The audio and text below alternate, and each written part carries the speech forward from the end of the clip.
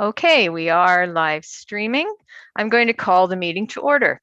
At this time, I'd like to remind council and municipal staff that this meeting is being live streamed to the public. All council meetings are also recorded. Recordings will be available to the public on the township's YouTube account. Physical attendance of the public at this meeting is restricted due to the COVID-19 pandemic. This meeting is held electronically under Bylaw 2020-70 to amend Procedural Bylaw 2018-117 pursuant to Section 238 of the Municipal Act 2001 as amended. And I'm about to give the First Nations land acknowledgement. As we gather today, I'd like to acknowledge on behalf of Council and our community that we are meeting on the traditional territory of the Algonquin people. We would like to thank the Algonquin people and express our respect and support for their rich history. And we are extremely grateful for their many and continued displays of friendship. We also thank all the generations of people who have taken care of this land for thousands of years. And we'll move to the adoption of the agenda. Sue, are there any amendments to the agenda? No, Mayor Love. Okay, thank you. Then the recommendation is that the council and committee meeting agenda for Tuesday, February 15th, 2022 be approved as presented. Could I get a mover, please? Moved by Councillor Peplinski, seconded by Councillor Wilmer. All those in favor? And that's carried. Is there any disclosure of pecuniary interest this morning? None. None here. Okay, seeing none. Then we'll move to our delegation. This morning we have the Madawaska Valley Public Library Board and their budget presentation. Welcome, Karen, and Natalie is with you, right? I don't see her, but I'm Yeah, assuming she's here. Yeah, Natalie is here as well. Okay, so I'm going to turn it over to you, Karen. Did you want to share screen or do anything like that, or will we just work off our papers? I had talked with Gwen about screen sharing. Natalie was going to put up a slide, but other than that, the budget we can work off of our papers. Okay, well, Natalie, then I guess you would need to share screen. Gwen, can we make that possible? It's done. She can go ahead. Okay, go ahead, Natalie. Now, just quickly, do you want to take questions as you go, or do you want to wait until you're done your presentation and then take questions? If you wouldn't mind until I wait it. That's probably easier, Karen, because I can't see everybody when we share screens. So, okay, we'll wait till the end and then ask our questions. Okay. Thanks, everybody, and good morning. So I just wanted to start with a little bit of a preamble. Like other businesses and service providers, our library has responded in this challenging time to make the system work. So whether it's an interlibrary loan, a regular checkout, a program, a service, or a process, our processes and procedures changed and adapted in response to COVID and the accompanying health and safety regulations. We responded quickly to the request from the Renfrew County District Health Unit to assist with vaccination documentation, and we received many compliments for providing this service. Close to 200 vaccination receipts were printed in January and February. Despite being closed to the public for a number of months, both in 2020 and 2021, the workload for staff did not diminish, and in some ways it increased. We adapted procedures and programs so that we could continue to serve our community, and I think we did exceptionally well. For example, we pivoted how we serve our patrons by providing over 1,100 take-home kits for youth, and by instituting an order and pickup service so our readers could continue to access the materials they wanted. And Natalie, if you could just put up that slide, it's just a brief slide to illustrate some of what we've been up to. So what I did was I pulled our stats from the time that we were closed. And in 2020, that was between March 17th, July 25th. And if you look at the circulation number there, 1,356, that number represents the number of items that were checked out of the library. So while we were closed, people couldn't come in and select their items. So that number plus the interlibrary loans represents online requests, emails, and phone calls that we took from patrons pulled their materials that they requested from the stacks, packaged it, checked it out, packaged it, and then contacted them to let them know when it was ready for pickup. And as you can see, in 2021, we had a January, February closure, and then April to June, and you can see the numbers for yourself. So, you know, typically people are coming in to select their items. So this was just an added workload, but we did it. We did it well. And then in the next slide, we had to, like everybody else, figure out how we were going to do programs. And much of what we did was either outdoors or by kits. So we had a number of programs where kits were put together and people registered to pick them up. We had First Nations teaching and drumming sessions outside the library. That was quite beautiful. And Mental Health Week, our student Julia did 4 online presentations, and you can see it got a number of views, 6,993 views. So we were still hopping and busy through much of that time.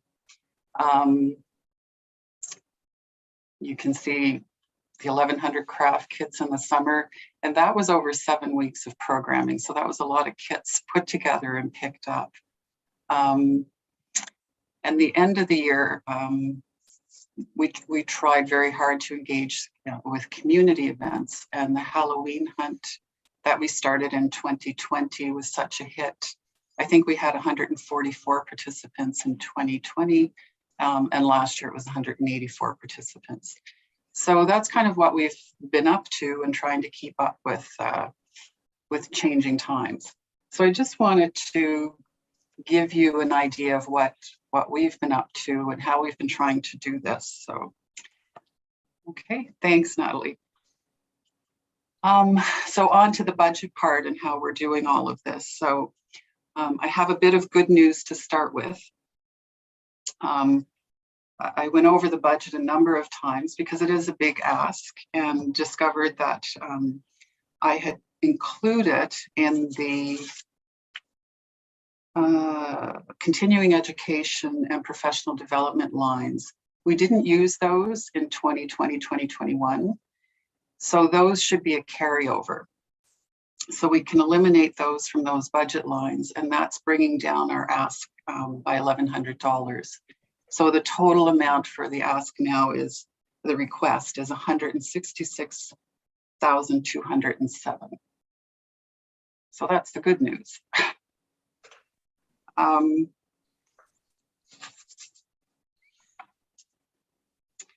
But overall, we're still requesting approximately $10,000, but an approximately $10,000 increase.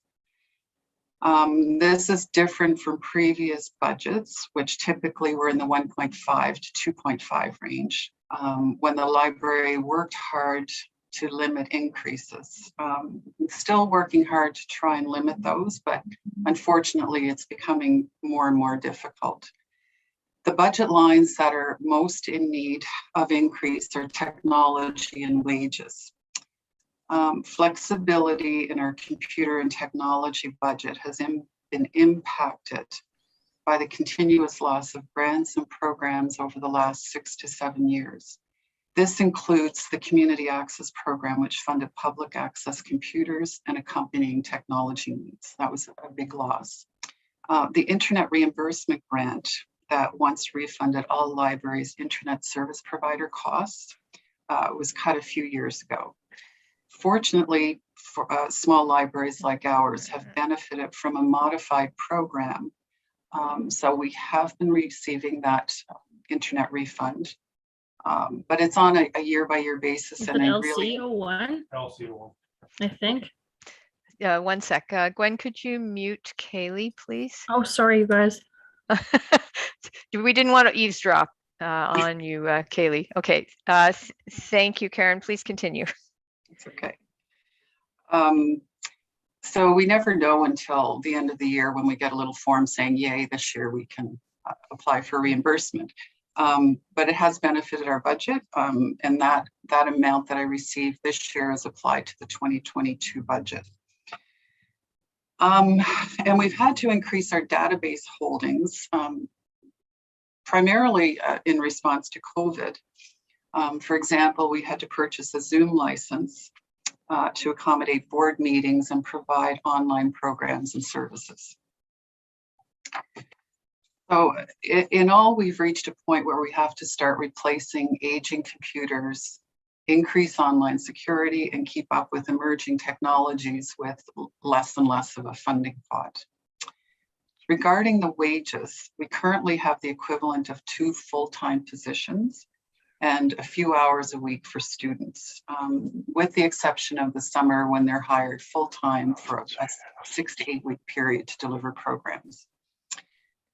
We rely a great deal on volunteers to help us with shelving, book processing, and assisting with programs.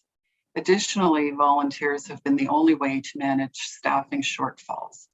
And this has been hindered by COVID for the past 2 years. Basically, we lack any kind of dependable buffer to respond to staff absences or to add other services. So in summary, our request for a budget increase this year will provide increases for needed technology and much needed staffing flexibility. So I'm open for questions.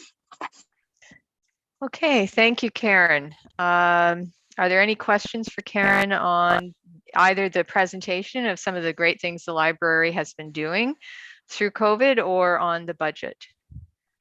Councillor Poplinsky. Yes, good morning, Karen. Morning. I have some questions. Do you have any health and safety issues that didn't get addressed in the last couple of years? I know there were some that we talked about, and that would be one of my, I think everything else looks pretty good and compliment you and your staff for what you're doing. I get a lot of good comments about what you're doing. But the health and safety issues, whether it's safety for the people that are there working or the ones that are attending the library for service. I'm just wondering what your answer is to that. Well, we're addressing everything as we can. The biggest issue, I think, is access. So the ramp at the back of the building, for example, is a safety issue. It's not at the right slope. It's been identified for over a number of years, but that's a big issue. Other things that we've addressed are things like floor sockets, lighting, those kinds of things. We've been trying to make sure we have all of that in place. Our fire hydrants were replaced, updated, that sort of thing. So everything that's manageable we have, but there are some bigger picture things that are not so manageable. So. Okay, Karen, so those would have been identified in the building condition assessment that I do believe you got a copy of. So we're aware of them. And one of the things that was recommended in the operational review is that we actually get, we hire someone who can do an assessment of our existing buildings versus the potential of a new building, and what makes the most sense going forward in terms of, do we invest back into the old buildings and continue to try to keep them up to snuff, or is it more cost effective to actually build a new building? So there is that on the list of items that council will be discussing in terms of going forward. But we do definitely recognize that there are concerns with the library building itself, and it is the municipality's building. So we obviously don't expect that to be a component of your budget, right? So just so we're clear. Councillor Poplinsky? You know, I understand that it's not part of the budget, but if it's issues that we can deal with before our budget time, then we can account for that. And so, but I think we're on the right page, and I think that we will be having that discussion. So I was just hoping that you could enlighten us a little bit from your perspective. So, and you've done that. So thank you. Thank you. Okay, any other questions or comments? Councillor Wilmer? Yeah, I just wanted to mention that the library board, we did meet yesterday, and we do have um, a building planning committee that's just started to get underway. And maybe Karen, you could speak a little bit about that, because this is a committee that is, I think, will be coming to council with a presentation fairly shortly. But there has been, a little work done looking at perhaps a new site or ways to replace the library. I don't know whether you want to say any more than that, really, at this time. Yeah, we're actively looking at ways that we can get a new building and how we can fund that. So we've been working with people in the community who have some expertise that can help us with that. So it's something that we're not relying 100% on the township to do. We know we have a lot of work ahead of us, but we're actively working on that right now. Oh, Councillor Wilmer. The only other thing I wanted to mention was, again, a very minor thing that I brought up yesterday. And I think the library board agreed they should look at it on the budget, but it only makes a small difference. But I think, just to be fair, and I know there are some issues with it, but on our operating grant, which is going up, we've left Brudenell, Lennox, and Radlag at the same. And my suggestion is that their grant should go up by the same percentage as ours. It doesn't make much difference. It's $300 and some, but I just think, in fairness, that would be a good idea. I do understand there may be some difficulties with it because they receive funding for the library and then it's split between ours and Killaloe. So, but I think, just in fairness, their percentage increase should be the same as ours. So I'm just going to ask, has the library done an ask with our other partners? Because I know they do just remit their a portion of their library grant. So it comes from the province and they remit it, but they've never, I don't think they've ever given, or maybe they have long ago, but they recently haven't given any additional amounts towards the library. I'm just wondering, has an ask gone out to them? So pre-COVID, we always did a presentation to their council, and we have been given an additional over increments. I think it's gone up by about $1,500, the grant, but not over the past 2 years. But that doesn't mean we can't reach out and tell them about all the things that we're doing and how the help that we need. So for sure, I think that's a really good suggestion. Mm-hmm. And well, I think it's a fair one, because otherwise it devolves solely on Madawaska Valley, and we do serve the residents of Brudenell, Lyndoch, and Raglan through the library as well. So Councillor Wilmer. And just to add to that, I think, Karen, you mentioned yesterday there are over 200 members from Brudenell that use the library. So it's a significant number too. I'll have to check that. But I think we have a couple of hundred, and also they seem to be heavy users of our Overdrive database because of the distance that it is to the library. That's a great service that we can offer them. So, but I can check those stats out for sure. Okay. Any other questions for Karen on the library budget? Okay. So Karen, my question was going to focus on the wage increase, because it is a significant percentage increase.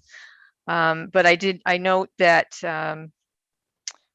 your budget hadn't changed between 2020 and 2021, but obviously wages had to go up, right? Because there was, I think you're on our wage grid. So I'm assuming that any increases that council provides that impact our wage grid also impact the library. Is that true? Yes. Yeah. Okay, I just wanted to be certain I had that clear. So council should note that in wages there is, what were we, 3.4%?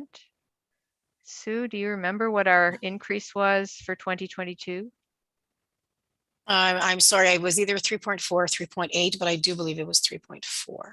Yeah, so I mean, automatically that's a component of wages for the library because you're on our grid, but it's still a significant amount above that. So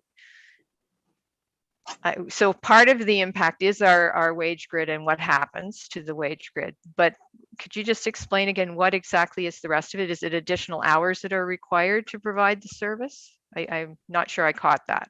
Yeah, so part of it is the increase. The other part is we have relied almost 100% on volunteers to fill in for any staff shortages. We have a policy in place where there has to be 2 people on staff during open hours. So I'm the person that's there full-time, and then we have 2 part-time staff and then a student or a volunteer to fill that in. That's become increasingly difficult to do. And we went over budget this year because we simply had to have staff fill in because during COVID, volunteers weren't coming in. But it's always been a challenge. For example, to take a holiday and try to line up volunteers for a 2-week period is a big challenge. So it's to address some of that, to take some of the stress off of trying to take time off for an appointment or a holiday or whatever it is. And then some of the programming that we've been doing. We rely heavily on volunteers, but sometimes we just need another staff person to fill in and help out with that sort of thing. So it's providing a lot of flexibility, and it's addressing some of those shortfalls we already have. And then, some of the our vacation rates have gone up, for example. So some of the profiles that we have for staffing have changed in the past over 2021. So that's another impact on it. Okay, thank you, Karen. So that, obviously having a policy where there need to be 2 people in the library is 100% a safety issue. It would be unacceptable to have 1 person in the building because there would be no one to assist them should they need assistance. So, I can understand based on what you're saying that the challenge of getting volunteers in COVID just now highlights for us the value of the volunteers that the library has had and taken full advantage of using those wonderful volunteer hours over many years, right? So I think your explanation, it satisfies me that this is an important policy that you're trying to adhere to. And the reality is this probably should have been in place all along, but we can be very grateful to the volunteers who have kept library costs down over the years by assisting to ensure you could meet that critical policy that provides safety for the employees of the library. So thank you for that. That's the public needs to understand that a lot of what the municipality does depends highly on volunteers. A lot of our recreational programming, the library, a lot of the services that are provided, those volunteers are key to those services. They're a huge contribution to our community. And, again, I'd like the library board to take back that message to your volunteers that in presenting your budget, what you're actually demonstrating to us is the value of those volunteers. And I'm hoping that once again, volunteers will come back so that you can further your programming. But just a note on the programming, creative, wonderful programming through COVID you guys have been doing. And it's been such a challenge because from one day to the next, we just don't know whether you're going to be able to be open or closed, whether you're going to have to limit it to 10 people or, it's been insane. It's been a really crazy ride, but you guys have done a really good job. What you just presented to us in short form shows that you've been creative and kept the community engaged. And I really appreciate that. And I know on behalf of council, we all thank you and the board for the efforts that have gone into that and to just getting through COVID as best as one can and still keeping up great programming. Awesome job. Thank you. And that reflects on our staff Mhm. very much so. Well, and your volunteers. And our volunteers. Yeah. Absolutely. Councillor Wilmer. Yeah, I just wanted to add that, the library works on a very streamed or slimmed down budget to start with staff-wise. There's no excess in it at all. And as Karen said, it's harder to get volunteers, but the volunteers are still very active and a very integral part. But I've seen when Karen needs to go on holidays or take holidays, how difficult it is sometimes. And I think by having a little bit of extra to it could give a little more flexibility for Karen and other staff. But I also want to mention too that the board members are volunteers too. Natalie is a volunteer. Bill Houle and Sean Eagles, who have all been board members for the last 3 years and have done an excellent job. And they've participated in many events. They've covered hours in the library in addition to the regular board meetings. So I'd like to say thank you to them too, and to all the staff. Okay, thank you, Councillor Wilmer. Absolutely, anyone who volunteers, but definitely the board are all volunteers, and we do appreciate the work that they do and the fundraising that they do as well. You know, it's a big job, and it's most appreciated. All right, any further comments or questions from council on the library budget or all that great programming? All right, I don't see any. Oh, Sue. Just a clarification point.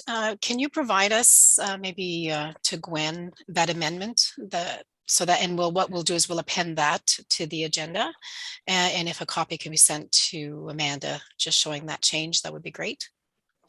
Sure. And I just wanted to clarify, make sure I heard correctly. Was it council's request that the CEO inquire and provide an update on the operating revenue allotment distribution between municipalities? Or was that just a statement, or is it something you want to bring back? No. Okay. No, I don't think she needs to bring anything back. I think we're just suggesting, and Councillor Wilmer does sit on the board. We're just suggesting that, that you approach Brudenell, Lindock, and Raglan again and just see if they would be willing to contribute a little more towards operating costs for the library. It is a partnership, and it's important that we all recognize the good points that Karen just made here about the need to, the reasons why wages will need, as a budget line item, will need to be increased a little bit in order to cover some of those issues. And to have the staffing so Karen can take a holiday without having to have 6 months worth of planning in order to make that holiday happen. Which isn't fair to her as an employee. So just that they would approach them. Yeah. Sure. Okay, that would be great. And as Sue said, just provide us with those updates so we can incorporate the request into our budget. And Karen, did you mention, I think there's a capital expense request as well? Yes.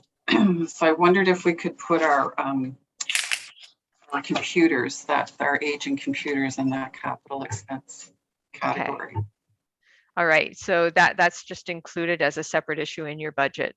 We do have a reserve for the library, so we from time to time drawn from that. So I guess just that's included in your budget, which is going to the treasurer. Understandably. Technology is wonderful. We're constantly having to upgrade, so. For sure, yeah. Okay, well, thank you, Karen, and thank you, Natalie, for being here and for presenting the budget. And we appreciate all your hard work, and we hope you have a great day. Thanks very much, everybody. Thank you. Thank you. Okay, so our next part of the meeting is standing committees. All recommendations from the standing committees are recommendations to council and are pending the approval of council at a subsequent meeting. Our first committee is Operations, Roads and Waste Management, and I'm turning it over to Chair Bromwich. Take it away. Thank you, Mayor Love. Thank you very much. And through you, Mayor Love. Hillary, our operations manager, has provided us with a municipal report on garbage and price increases, suggestions. And we only have one recommendation in this particular area. So I'll turn over to Hillary. Maybe you could give us a short synopsis on what you suggest here, Hillary. Thank you, Councillor Carroll. Through you, Chair Carroll. My thing is, I spoke too soon. It's freezing, but I think it's better than what it was. So, okay, so this was technical. I started off and I realized we got to get back to basics on bylaws, and I found the bylaw from 2009, the recycling bylaw, and it actually I use it quite often. It's right on my board here. So I kind of give you some history on how this came to be. And I believe the dollar tag scenario has been in place at least 20 to 30 years, if not more.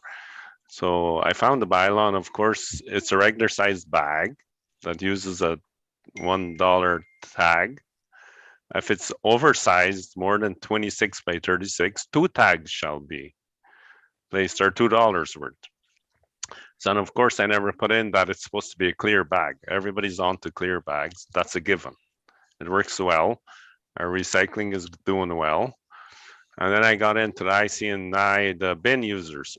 There's 13 of these units out there. It's a predetermined size of a bin, and individual are charged $7.20 per cubic meter. The industry standards, I even had Pynchon weigh in on it, and he says, yes, Hillary, on a cubic meter, 10 to 14 regular size bags fits in. I was actually going to do a test one, and it is real. So when you do the equation, the bin rate is way below than what it always was. We added CPI and it comes to 720. So when you do the math, if right now it's a 40 to 50% reduction in the equation, if we double it, it makes it 100% less than what $2 a bag would be.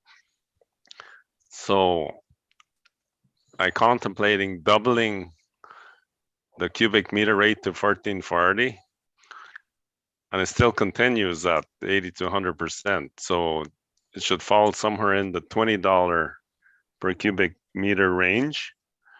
So I left the recommendation open to 1420 per cubic meter or $20 per cubic meter. There is no choice in the matter. If you're going to double tags, we have to try and resolve this rate, 720.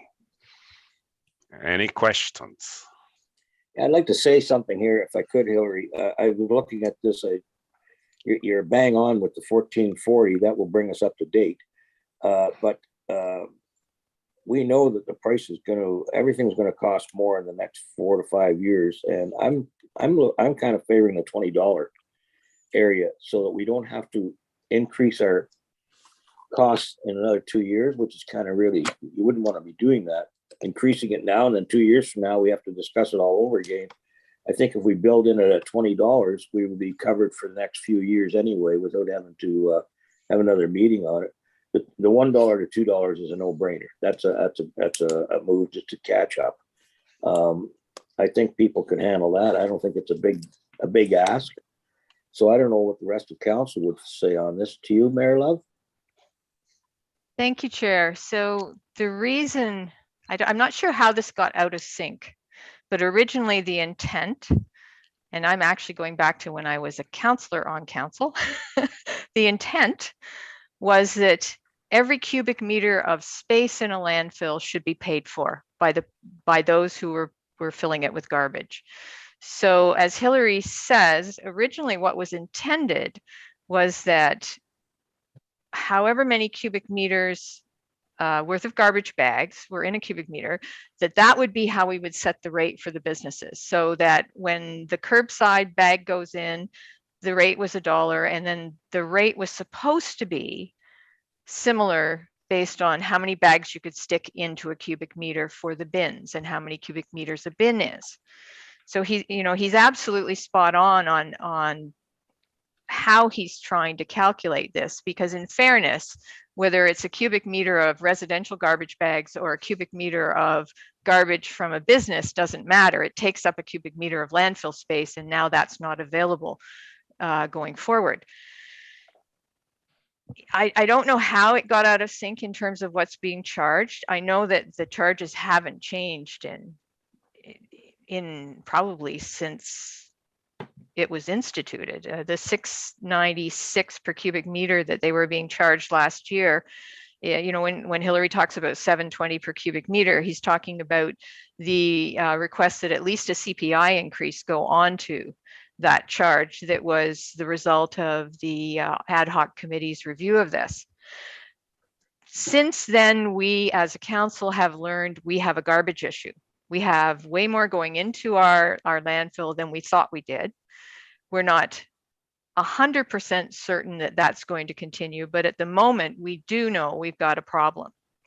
So the increase in the construction waste cost to bring construction waste was critical because it takes huge amounts of space. The increase in the bag fee makes sense. It hasn't increased, as Hillary says, probably in 20 years. But I think we have to work towards proportionally ensuring that we're on target for the amount that the businesses are paying, recognizing our businesses have just gone through 2 years of suffering with COVID. And there's just no denying that businesses have struggled through that. And this would just be one more kick at them. It's going to be hard enough to phase this in, but I'd like to suggest, I understand where you're coming from, Chair, about the $20. That would be fair, but can we get there with some understanding that it has been challenging for businesses? So I would propose that maybe we raise it to $10 this year and leave the plan to the next council that it would be $15 in 2023 and it would be $20 in 2024, something like that, so that we've phased it in and we're back on track.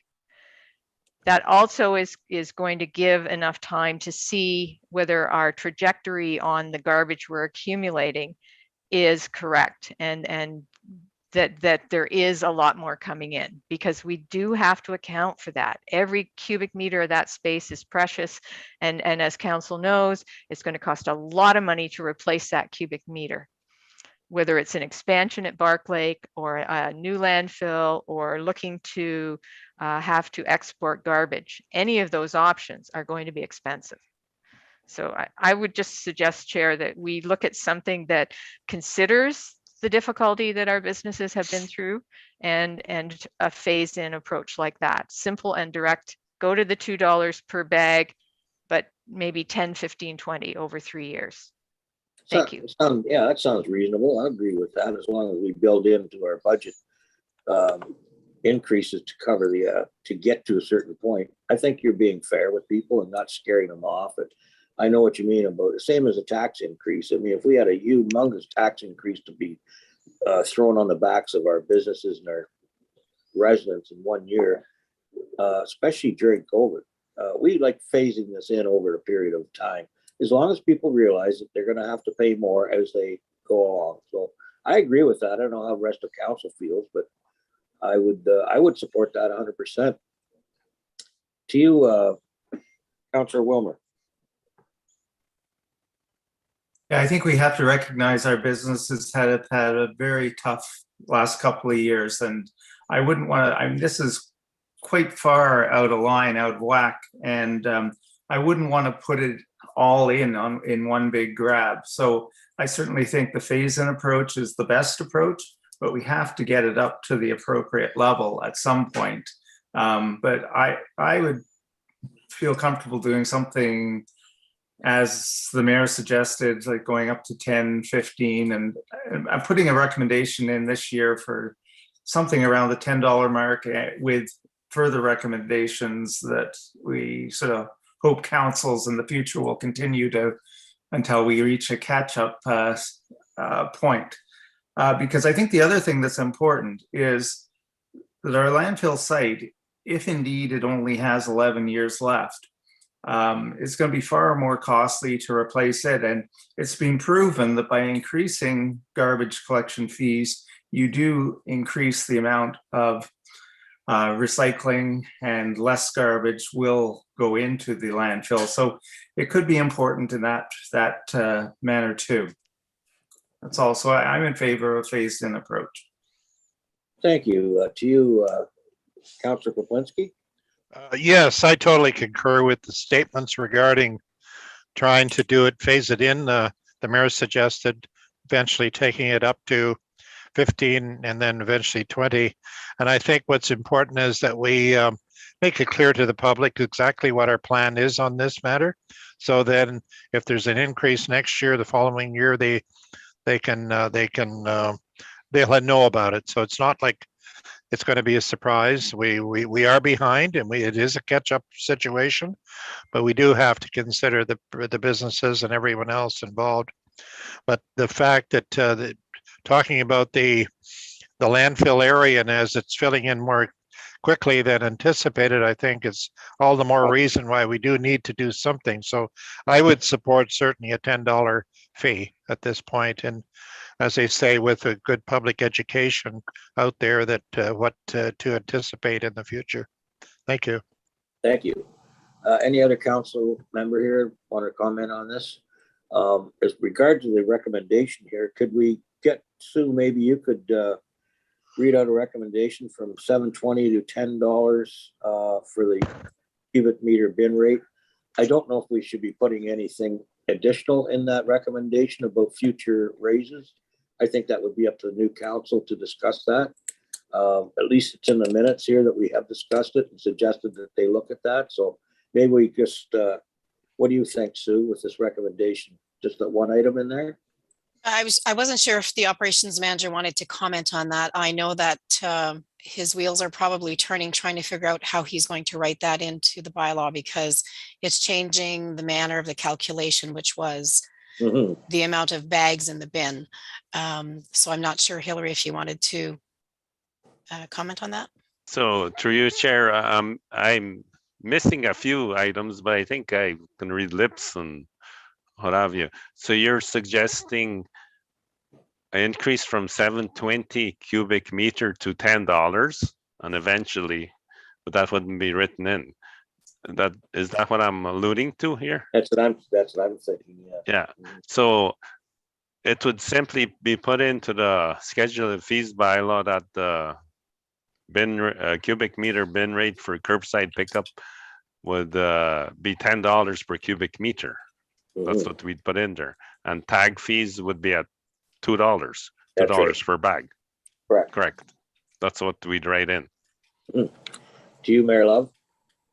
Yes, and I think that looks at the most optimistic scenario for the businesses, where a cubic meter is 10 bags, right? So the next council would end up with a bag costing $2 to a resident, or a cubic meter, which is 10 bags, costing $20 to a business. Like, so we're rebalancing this equation where it was supposed to be, and I don't know how it got out of whack, but I think that would address that, Hillary, and it's the most lenient approach for the businesses, rather than trying to go 12 or 14 bags to a cubic meter, right? So I think it's a simple calculation that way, if you would concur. It's a volumetric measure. It's not per unit. That's what we're trying to achieve here. So what happens in a volumetric system is they can put in one giant bag if they so choose, but it's based on the other way per bag, that 26 to 36 inch at the waste sites or transfers or at the curb. That's what you pay for. And it happens, we have got oversized bag, and some individual put 2 tags on there. That's what happens. Or at the waste site, if somebody comes with an oversized bag, the attendant simply says, sorry, you require $2 worth. This will resort then at a $2 rate. Sorry, you have to give $4 for oversized bag. So that's how the bin system works. You can put whatever size you want, and it works. It's volumetric, but it equalizes to 10 to 13 bags. Okay. Any further comments on this? I think we all understand where we're going on this. We'll give everybody a little nudge up the hill here and not to throw them over the edge. COVID has been trying on people. We're trying to work with the public to try and keep them on board here, not bankrupt and trip going to the dump.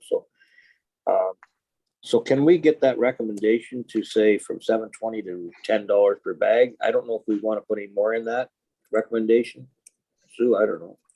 I think we keep it to one item here. Make it clear.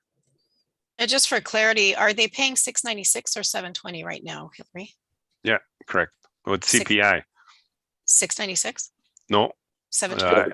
720 with I calculated at 3 point. It's already kind of in the system. I'm working towards that. And I said, wait until this goes through to see what we're at. There was a previous resolution that came forward, and forgive me, I don't remember on what we had suggested, and it came out of the recommendation of the ad hoc committee that CPI be added. That may have to be looked at again. I just, sorry. I got the numbers from Amanda, Okay. the CPI for 2022. So it comes to 720. That's already in the system, but we haven't put it out there yet.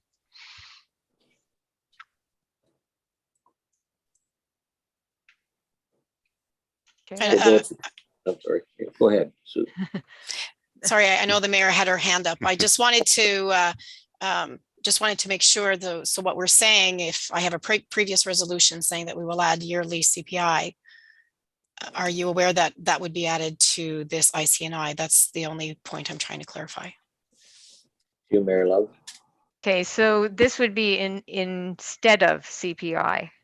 This rebalances this where the price that a resident is paying per bag would once it achieves $20 per cubic meter be the same price as a business is paying per cubic meter of garbage. So they may have a 2 cubic meter bin, so they would then be paying $40 for that bin, right? So this would balance that back out. It's far enough out of balance that if we were to do this with CPI, just adding CPI to the bin rate year over year over year, it might take 15 years to get the balance back. And the original intent was very much so that if it didn't matter whether you were a household or a business, if you were taking up a cubic meter of landfill space with your garbage, you were paying for it. And you would be paying the same rate for it. And so Hillary is absolutely right. It needs to be balanced. But I think this would supersede that recommendation, because what we're doing is we're asking the next council to take this in steps and get it up there. They may choose not to, but at least we're putting that out there for them, and we're making the first step. I think we're also getting to the point where we really don't know what the lifespan of this waste site is until the fall when they do the drone flyover. Could very well be that it was just sort of an anomaly that we had this increase in usage. Maybe we could, maybe we'll get an extension of life out of it to maybe 15, 20 years. But I think this is a good step in the meantime to try and start the process to get back on track here. And maybe Sue, you could read the recommendation with that one item in there, $10.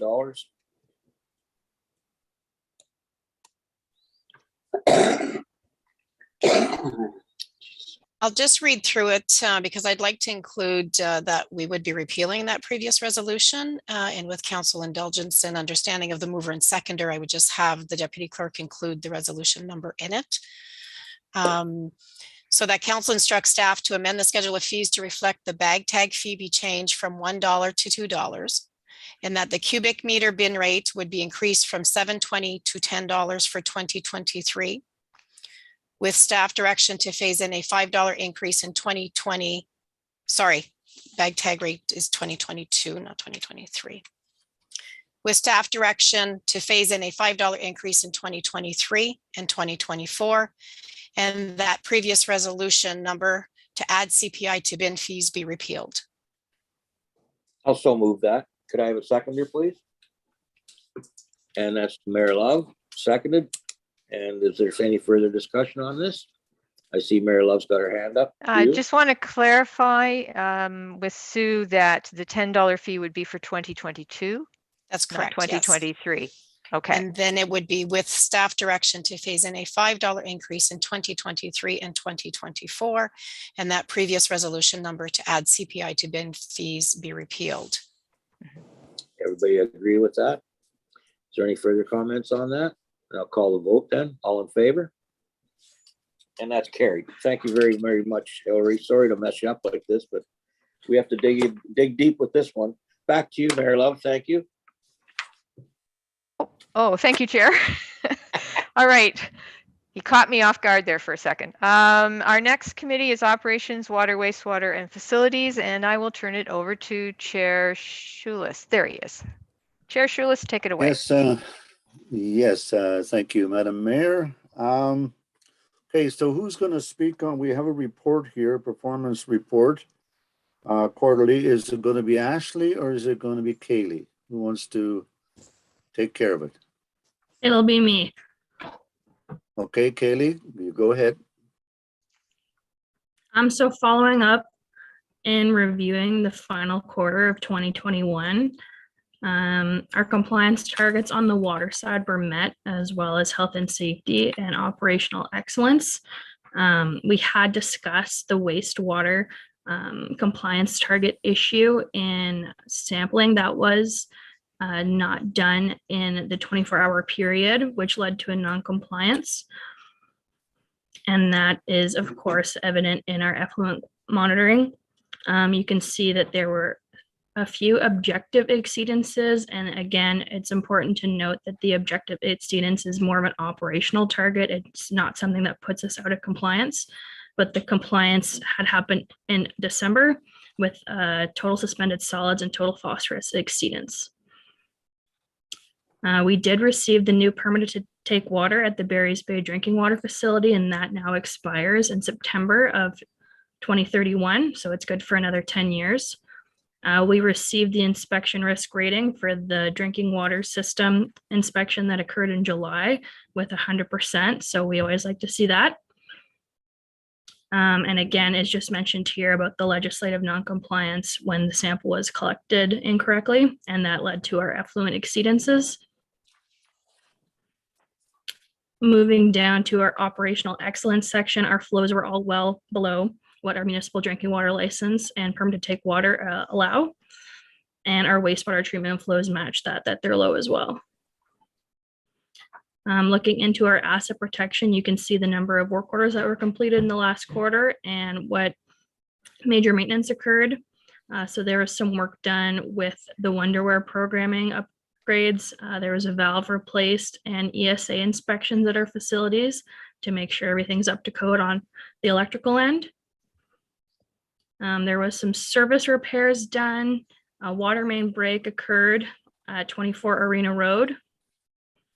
And we did receive a few complaints due to colored water, and one for sewer backing up and one for a low pressure. So operations staff responded by flushing the hydrants to remove color, checking the main to make sure flow is happening, and pressure testing the hydrants, and those were all resolved. And the next section of the report is financial, and Ashley can touch on that. Morning, everyone. Good In morning. front of you, you should have the Q4 cost plus variance report. Okay. In the fourth quarter, we ongoing for 2021. We still experienced a higher than calculated or estimated number in salaries, as well as chemicals at Barry's Bay Water. The soda ash skid was ordered late in 21, and it was with COVID, we're finding like if we order skid, typically it's there by the end of the week, where right now it's taking 2 to 3 weeks, if not longer. So we have to have that provision to have that stuff in stock. So it was ordered a little bit earlier than what I had anticipated earlier in the year. Services, supplies, and equipment were all under budget. Moving on to the wastewater plant, salaries, as previously discussed, were also over estimated figures. And the sludge haulage remained over budget at the end of the year. Barry's Bay wastewater also, services, supplies, and equipment were all also under budget. So that is that highlights the variance report. Does anyone have any questions pertaining to that? Councillor Wilmer has a question. Ashley, I was just wondering, why were the services, I mean, they're about 60,000 less. What was the reason for that they were so low? Well, off the top of my head, a lot of stuff that's going on with COVID, a lot of the training and things of that nature are all done. Everything's done web-based now as we are today. So there's been a lot of changes budget-wise compared to years past in that respect. And it's hopefully going to change going into 2022. But yeah, it's been very trying to budget for the unknown. But it's certainly a nice savings to have. But you know, that explanation makes sense, and yeah, nothing can beat live training. So yeah, so a lot of those expenses are very like nobody has to go away for training right now. Everybody's doing everything remotely. As well, like another important note to make that I just I've been looking at recently, like with same as the population density now with the garbage or the dump, we're also seeing like a larger amount of community complaints in certain areas, or not necessarily in certain areas, but there's more people here now, like locates. In 2022 or 2021, sorry, we did 55 locates for water services in the municipality of Barry's Bay. In 2019, there was 20. You know, so a couple guys running around looking for a service. You know, there's all these exponential costs that are growing just because there's just a greater population here currently. okay, thank you.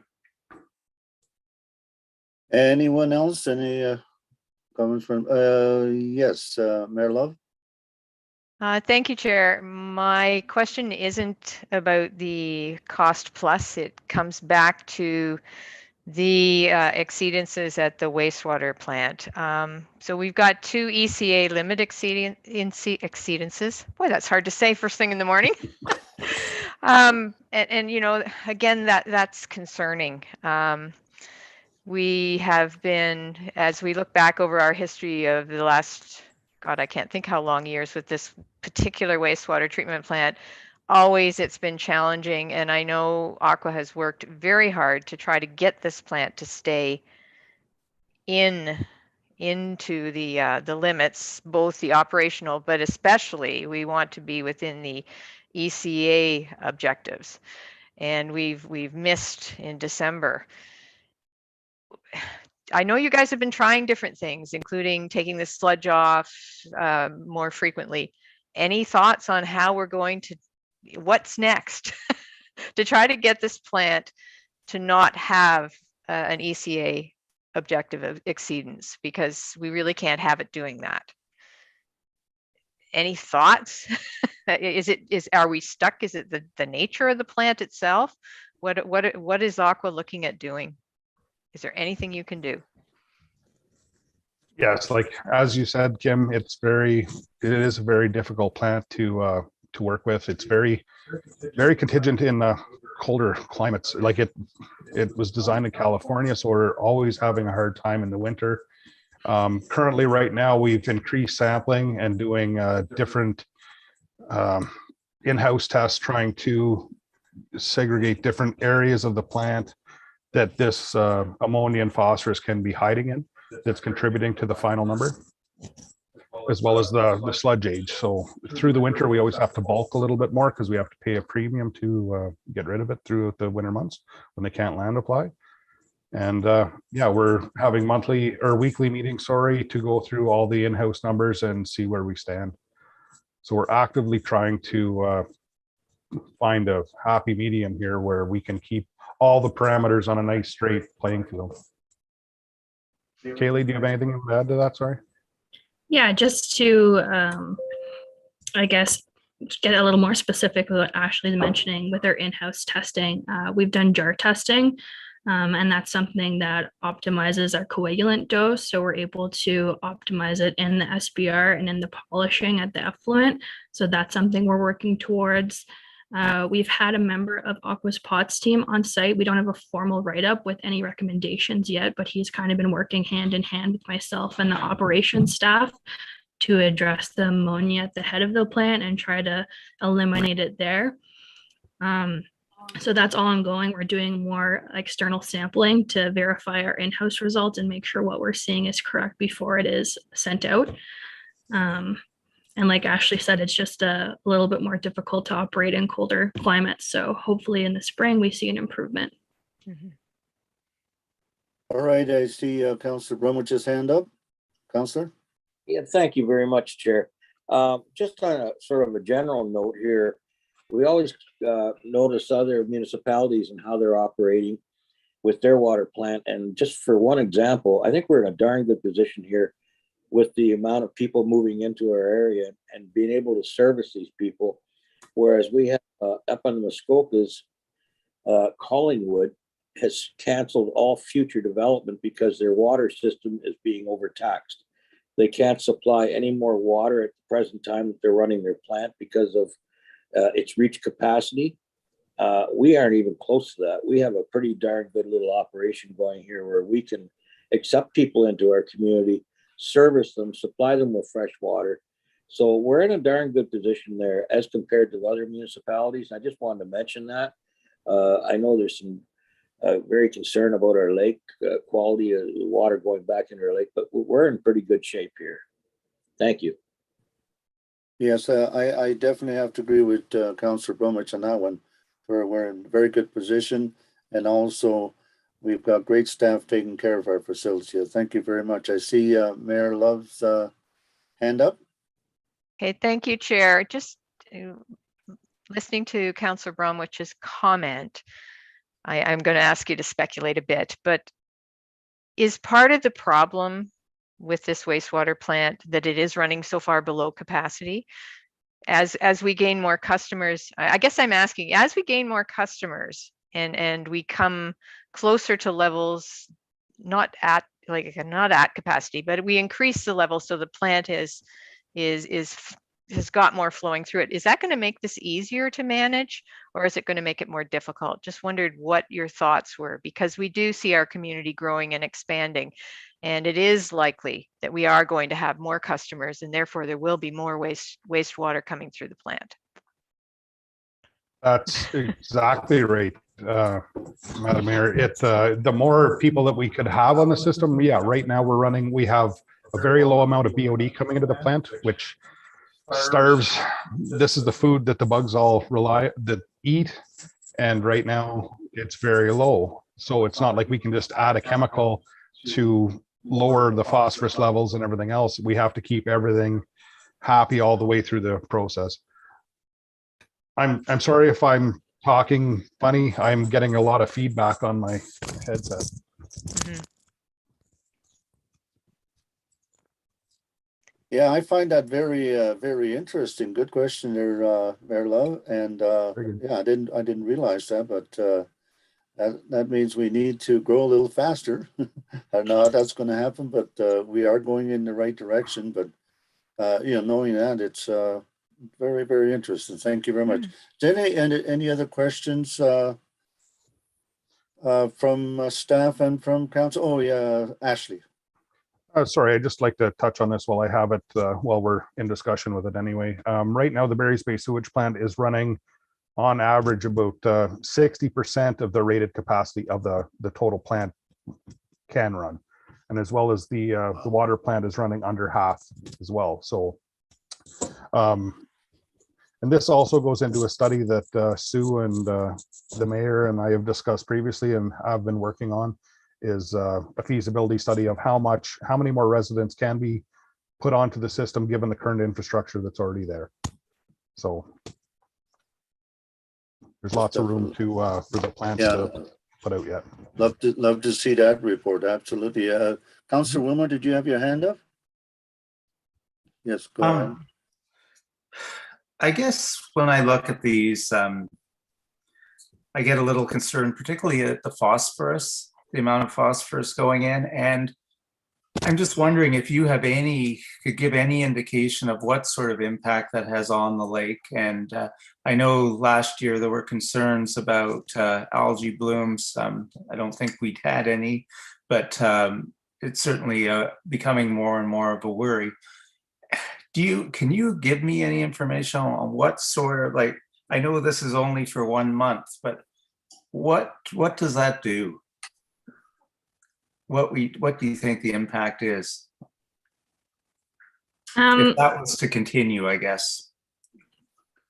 I guess the first thing to note is that the Barry's Bay effluent limits are very low in comparison to other sewage treatment plants.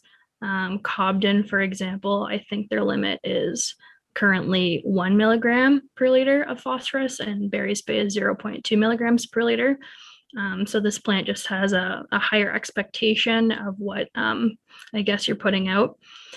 And that, I guess, to say is that looking into the future with blue-green algae and other pollutants in the lake, that also goes back into our harmful algal bloom plan at our drinking water facility. That is something that came into effect last year with our municipal drinking water license renewal. We visually monitor the lake. If there is a suspected bloom that's pointed out to us by the municipality or the ministry, we begin sampling right away. And last year, nothing made its way into the water drinking system. With where the intake is in the lake, it's not a threat. Of course, it isn't nice to look at. So that's something that is monitored on both sewage and water, which I guess is what I'm getting at. But as far as long-term effects, it's not something that I can confidently give you an answer on right now, but I can do some more research and look into it. Oh, okay. And I don't know, I just asked because it certainly, I guess, is a bit of a worry if it was a long-term sort of situation. Mayor Love? I think further to that,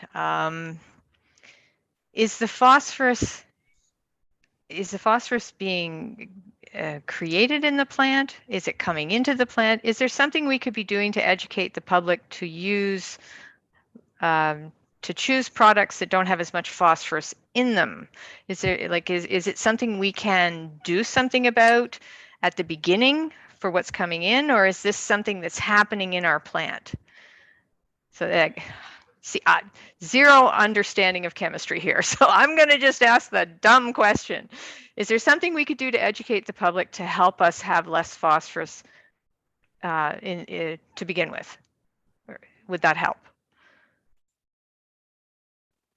With phosphorus or phosphate-free products, I guess that's always a great option. I myself like to purchase products like that, and I don't notice a difference in the laundry detergent or I guess any personal products that I use. It is a learning curve because they don't sud as much as normal products do, which could lead to, I guess, some unhappy customers that way.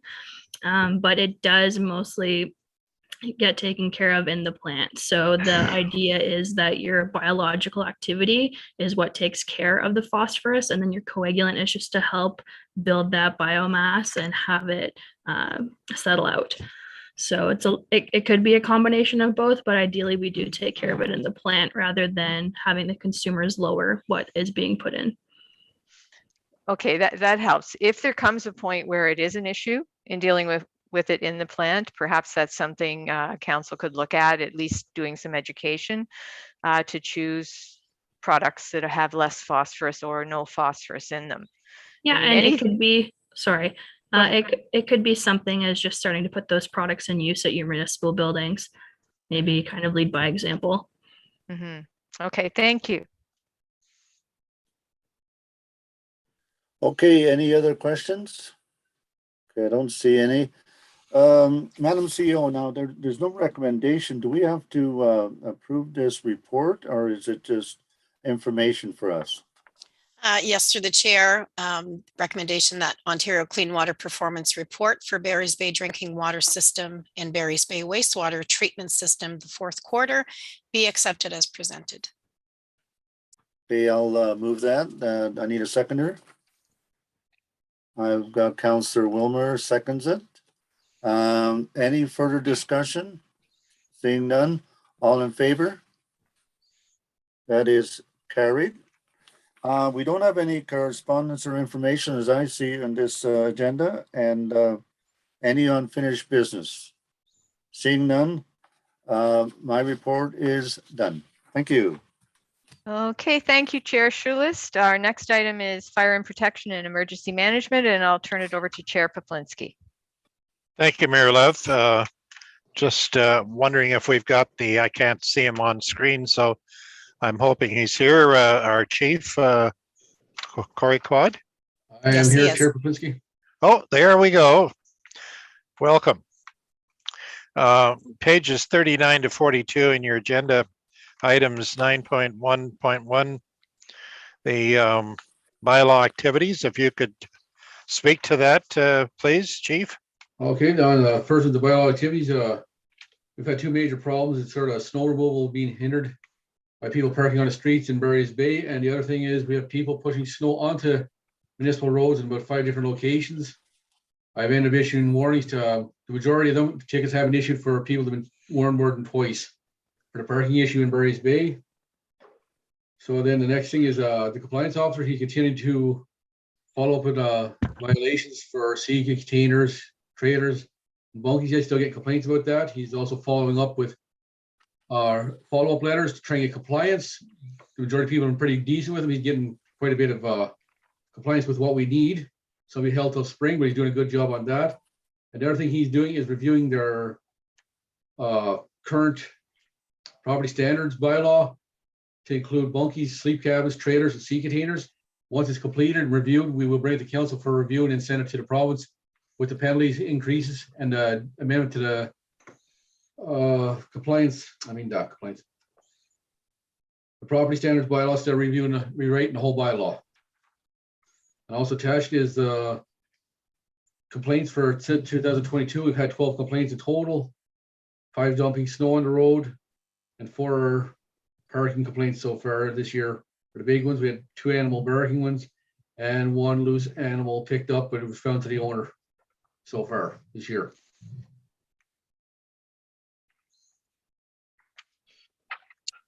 Is that the extent of your report, Chief? That's the extent of the bylaw report. Okay. Any questions from members of council or staff? I don't see any hands up. I'm just wondering, I had one point, I know you're working very diligently on all of these things, and I'm wondering, have we got some idea of the amount of money that we've brought in with permits dealing with the sea containers, and just give me some sort of sense of, how this is working out?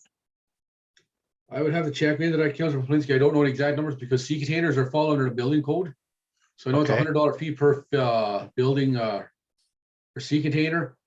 The trailers and that, there's no money collected for those, or the sleep cabin. We're trying to figure out their zoning violations. Okay. And we have penalties. We're going to come up with a proper bylaw, hopefully very shortly. We're working on it. It's very close to being presented. So that will fix all that. We will have proper scope on what the costs are and what's going to cost us to continue the enforcement in the whole 9 yards. So we're very close to having that completed.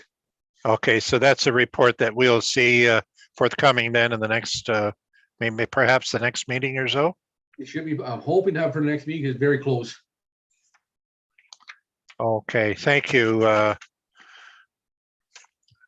think I asked if there's any other questions, and didn't appear to be didn't appear to be any. So I'm good with that. So the recommendation, Madam CIO, do you want me to read it? Are you going to do that? Yes, it's just that the bylaw activities report be accepted as information. Okay, thank you. And we'll move on to items 9.12, pages 43 to 52, the fire department activities. And Chief, if you could expand on that. Okay, on February 10th, I inspected the Kids Castle Daycare in Barry's Bay. Once again, it was an easy inspection. They have it right up to snuff all the time. So we passed inspection, so they'll get their certification again for this year. They're always good to deal with. In February, we responded to 4 calls. 2 are fish huts that burnt. They were converted trailers that caught fire with nobody in them, so nobody's injured. We had 2 carbon monoxide calls. One was a false alarm. The second one actually was a carbon monoxide detected at the end building. It was rectified with the issue that was there, so it was a plug chimney. So that was fixed the next day, and everyone's good with that. The calls for service is attached. And so far, we've had 7 calls for the fire department so far this year. Then the 2002 pumper, the old pumper that's sitting down in yard 2, it was on Gov Deals for 14 days. It closed on February 23rd at 12 o'clock. We got $3,125 from a company for scrap from Port Perry. He's going to pick it up next week. They paid for it already. Then a firefighter training. Both halls have completed their CPR training for a year.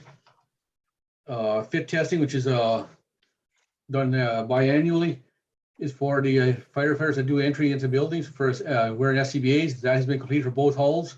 So anybody that does entry has been certified again for that. And then comes the next one is the mandatory training.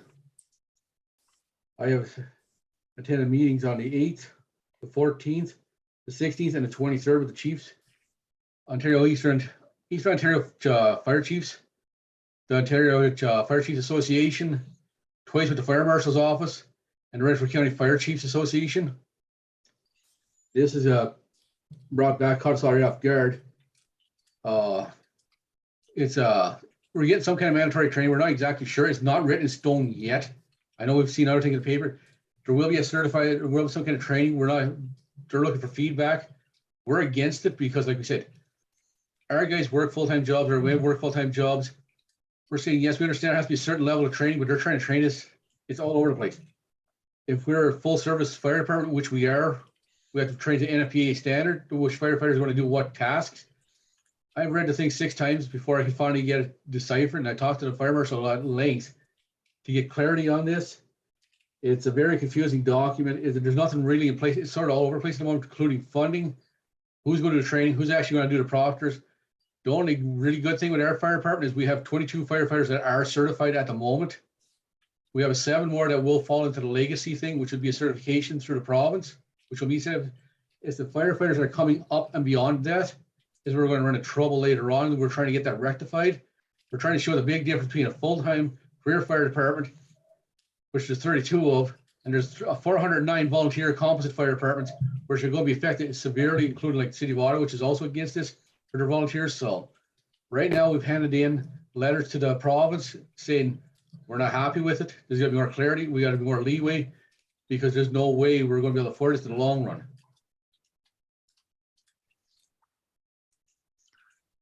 Okay. Any comments from council or staff? Corey, I was just going to mention, and I know you're very well aware of this. This has been very much in the news recently. All the local papers, going right from our local paper to Eganville to Bancroft, all of these townships are faced with the same dilemma. They all seem to be looking for answers.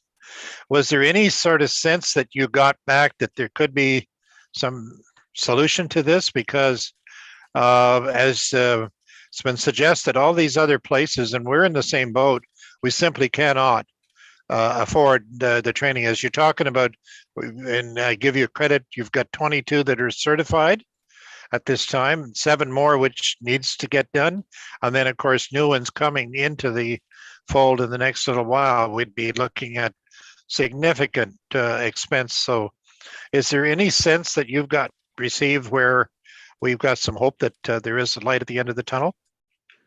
The comments closed yesterday to go back to the fire marshal's office and to the government, so they're reviewing that whole process to see where the shortcomings are. That was the first process of this, so we're hoping that they're going to give us some leeway. Possibly, we're asking for funding. We're looking for doing in-house training. There's a whole thing, so we're waiting for actual concrete points that we can get. Like right now, they've provided what a full service fire department includes: interior attack, auto extrication. That means we have to go to an operations level hazmat, which we were never going to have. The only area hazmat unit right now is CFB Petawawa or Ottawa. We call that in our special guys. We're saying this hasn't been thought through properly, so we are trying to get proper information so we can respond to them. They said this isn't written in stone. They're trying to figure out all options and which way is the proper way to get the mandatory training. That's what they told us. Corey, I know in the past there's been some suggestions that we would recommend some regional training as opposed to having to go out of town, which of course takes the cost to a very high level. Was there any sort of sense of that may be something they're considering? It would certainly make it more simpler for it, wouldn't it? It would. There's currently 32 regional training centers, and there's none in the county. But Algonquin College is looking at getting a regional training center in Pembroke for the county. So we're hoping that way, because AECL fell through due to it being a federal property as provincial. So we're hoping at that option. So that's the first thing we discussed the other night. The Chiefs meeting come up. So for the first time, but they're hoping to put another 16 regional training centers in Ontario. So we're waiting for that yet to be approved. But the Pembroke and the campus there, the Algonquin College would be an ideal location. You know, we're in the, as you know, in the biggest area in the province in terms of the county, and so it would be only make sense to have it here if we can get it. So I think every effort has to be made to have that happen. And in terms of where the cost is going to come from, I'm not sure. Hopefully we can continue to engage our politicians at the higher levels to see where we can, you know, I'd love to hear comments from the rest of council on this, because this is very concerning. Any comments from council or staff, other staff? Okay, I don't see any. Councillor Yes, Poplinski? yes. Oh, sorry, I was just going to say Mayor Love has her Yes, hand up. I have my hand up. No, I don't see you on the screen at all, Mayor Love, and I'm sorry about that. But you're not visible, so now you are. Okay, Okay. well, because I spoke. Okay.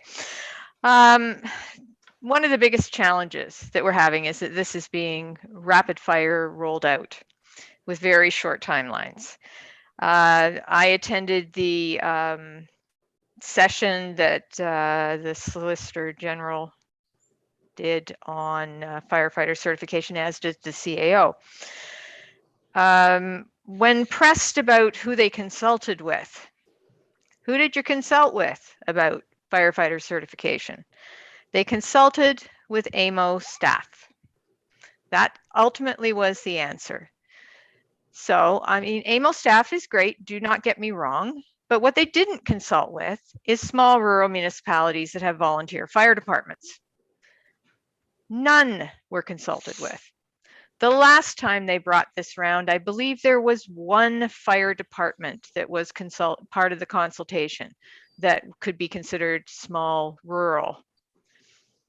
So they're not asking us. I can tell you as a member of the Roma board, they didn't consult with us. Gee, we represent rural Ontario and Northern Ontario. You'd think they would have consulted with us. Not a word. The consultation with AMO took place under the Memorandum of Understanding, so you have to recognize that AMO staff can't talk about it, because the Memorandum of Understanding is exactly that. It's a vehicle that allows consultation between the province and the AMO board, typically, but it is in confidence.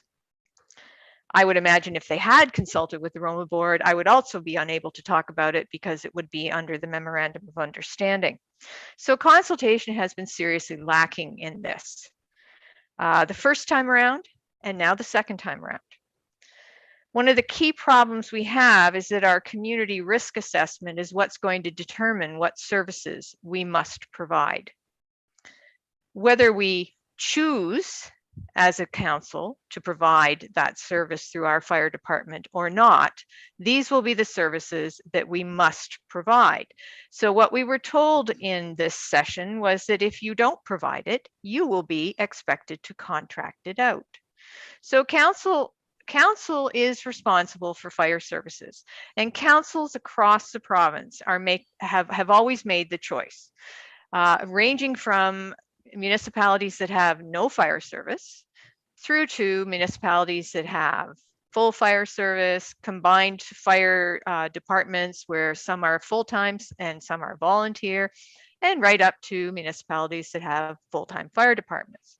But that has always been stated by the province that it is a choice. We choose the service level as the council for the municipality, and we're expected to train to that service level. The community risk assessment that, and I'm not sure whether this is being completed, Chief, or is done.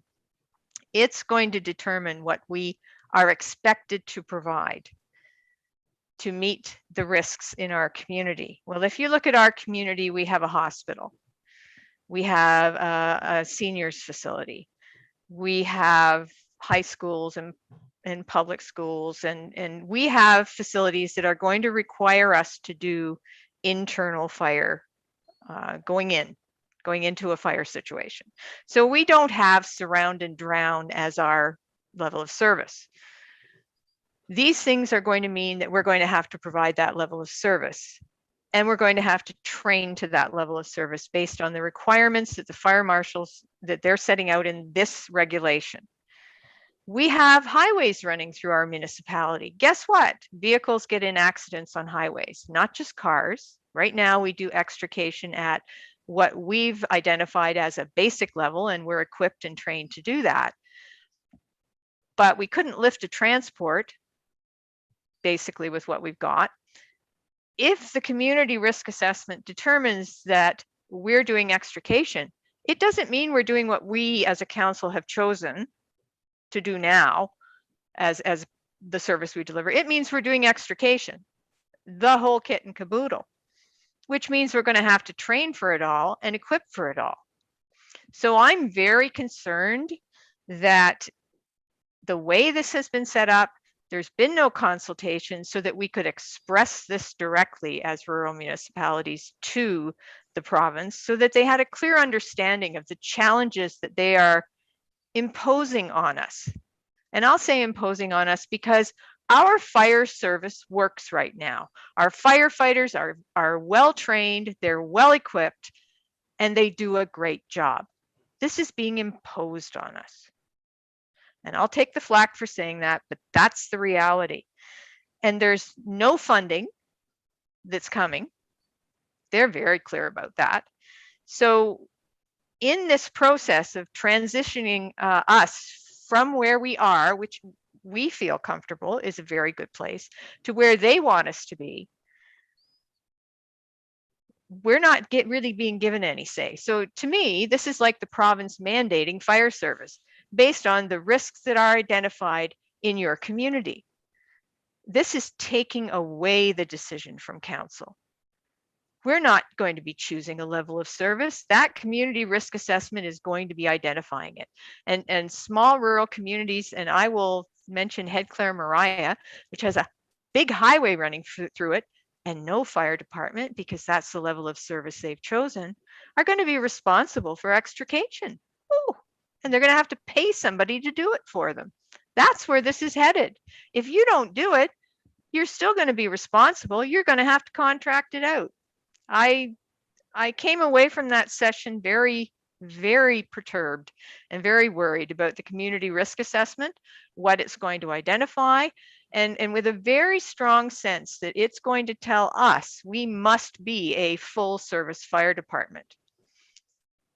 And as the chief says, honestly, we're not absolutely certain what that's going to mean, other than we know, and as the chief has identified, we know it's going to cost our taxpayers because it's going to mean a level of training in a manner. I don't want to say level of training. It's going to mean that a manner of training has to be engaged in that is far more expensive than our current methodology. And they haven't asked us. They haven't asked us about it.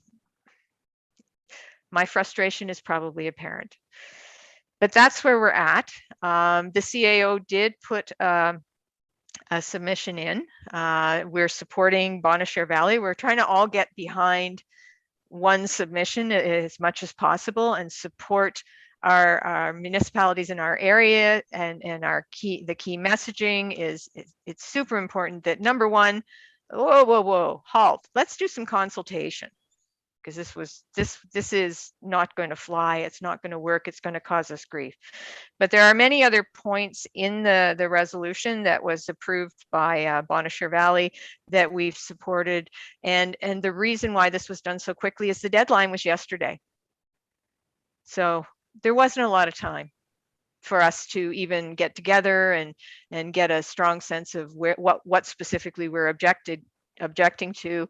I think the session to educate the CAO and I only occurred what, a week or two ago? It wasn't very long ago. That's it. That's all we got. This is not a heads up. We couldn't even call a meeting and deal with this in that amount of time without totally disrupting the schedule. We couldn't bring it to a meeting. So here we are. We've done the best we can, and I think Sue's probably going to speak to the support that we did provide to Bonnechere Valley's resolution. If I may, Chair Paplinsky. Yes, please. Yeah, Carry so to the mayor's point, the February 28th deadline for municipalities to provide the comments was yesterday, and it was followed up by a letter to the Solicitor General Jones, and it was dated February 25th. And AMO has requested a 2-month extension to allow for an appropriate amount of time for ministry officials to brief municipal leaders, and then for municipal councils to be able to thoughtfully reply back on the draft regulations. So AMO has also requested an extension to the implementation period and financial support during that period. And they're hoping that it would better align with the community risk assessments that must be completed by 2025. The letter that was submitted on behalf of council, which was reflective of the resolution that Bonnechere Valley passed last Friday, was reviewed by the fire chief, and he concurred that it reflected the position of the fire chiefs as it pertained to the concerns. We did want to submit, even though there is the ask from AMO to extend the consultation period, we as a staff wanted to ensure that at least the municipality was on the record, having voiced our concerns as well as objections in case that extension is not granted. Okay, thank you, Madam CAO. So it's good to know that we're proacting and trying to do what we can. So if they do the same thing and give you 2 weeks to respond while we have no meetings, will there be a special meeting, or how are we going to know what's going on? Because I think this is a major concern, I think, for everyone. At this point, all of the consultation has happened more at the fire department level. So it's been, and maybe Corwin can speak to that. So it's been going more internally to is it mutual aid, or I forget the name. Who is it, Corey, that you guys have been? We've been dealing with the Renfrew County Fire Chiefs Association, and through the Ontario Fire Chiefs Association. That's who's been directing all the meetings through each PAC. And local, like county, has been addressed by the fire marshal and the Solicitor General twice. There are so 4 meetings in total. But then we have our own on top of it. They're trying to tell us it's coming. Like we said, there's not a fire chief other than a full-time fire department. 32 are happy with it. It's going to be disastrous for us. Like they said in the chiefs meeting last week, we're not going to be able to do extrication. We're not going to be able to do this. We're going to remove these services. We don't know where we're going to get them from, but we just can't afford it. It's flat out. It's a poorly written, poorly presented policy they're trying to shove down, like the mayor said, and I agree with her 100%. And there's 409 fire chiefs here that agree with you, and I'm sure 409 councils will agree also. It's a disaster waiting to happen. Thank you, Chief. I think at this point, all we can do is wait until they respond. But what I would ask is that council is made aware in whatever means you can do, and if it's necessary to have a meeting. But I think we need to be aware of what's going on, you know, and you've been doing a very good job of that. But I don't think we can wait for a month from now for another meeting. If you do get some response, I think we should know about it right away, because No, absolutely. it's key. So thank you. And I just, you know, as they say, reading the reports in the paper and the comments from the various mayors, which of course our mayor would know about, you know, and thanks for standing up and trying to do what we can, because once it's done, it gets done. And especially the times that we're going through right now, every penny matters. So, and with all the extra downloading that we're getting, we just simply have to question when something like this comes about. So thank you. Is there any further questions by any council member or staff? I don't see everybody, so it's if there's somebody got a hand up, I don't, other than Dave, Councillor Schulis, he's the only one that I see on my screen. So No hands up. oh, okay, thank you. Okay, so the recommendation there, Madam CAO. I think the chief still was speaking. I still had one point to speak on, which Oh, was a sorry. South Hall appointment. Yes, Okay. you do. Please, I'm sorry about that. If you That's could okay. Continue. Yeah, I'm advising council effective February 15th, I appointed Dan Drevnock as the interim fire chief for the South Hall. Dan has been at the fire service 36 years, worked cooperatively in both halls.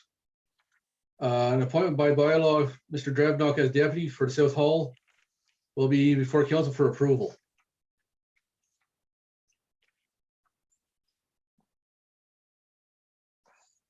And I have a resolution, if I may. Okay, please read the resolution. Madam A CAO. recommendation that council approves the fire chief's recommendation to appoint Daniel Drevnock as the deputy chief of the South Hall effective immediately. Okay, and I'll make the motion to accept that. Okay, just let me have a look here. Okay, I see Councillor Schulis, seconded. Any further comments or questions? All in favor? Once again, I All the don't hands see. are up. Okay, great.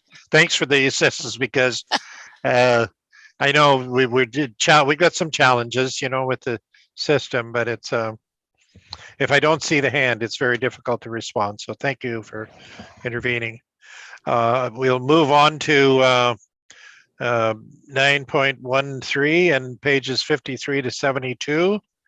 And it's a report which our deputy clerk is going to speak to. If I could, yes. Okay, I'll go ahead. So through our service delivery review, they suggested that we look into the services of 211. So the chief fire official and myself sat through a webinar with the executive director of 211, and your report, I think, is self-explanatory, where we're looking for to enter into an agreement with them through a bylaw.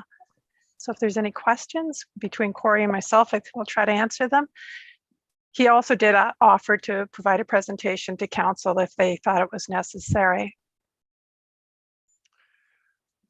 Thank you, Gwen. There probably are some questions, but I'm just going to ask you, how is this funded? It's free. It is funded by, nothing is free. It is free to us. Okay. It is funded through the province. Okay, through the province. Okay, Yeah. Great. Any comments from anyone else on council or staff? Once again, I don't see hands, so I assume there isn't. No, there is no hands. Okay. Do you want to just take a few minutes, Gwen, and sort of highlight the high points of it? And I know we've got a whole lot of stuff in front of us here. So if in the event of in the event of an emergency, we can contact 211, and the templates are there of how we fill out the information. And we would promote the we would promote service 211 to our residents so that instead of them calling here for information, they'd be able to go to 211 and they handle all of the calls, and they also handle them in different languages if that's a concern. When we listen to the webinar, I don't see how it could fail. I think it'll redirect messages from the township if we haven't given the proper information or they're getting asked questions that they can't answer. They'll give us a call, or they'll ask us for the additional information so that it's a kind of a one source place to get information. And they also provide feedback after the emergency has ended on who has called in and what services that they were requested. And they do have a huge database of all services that could be important during an emergency.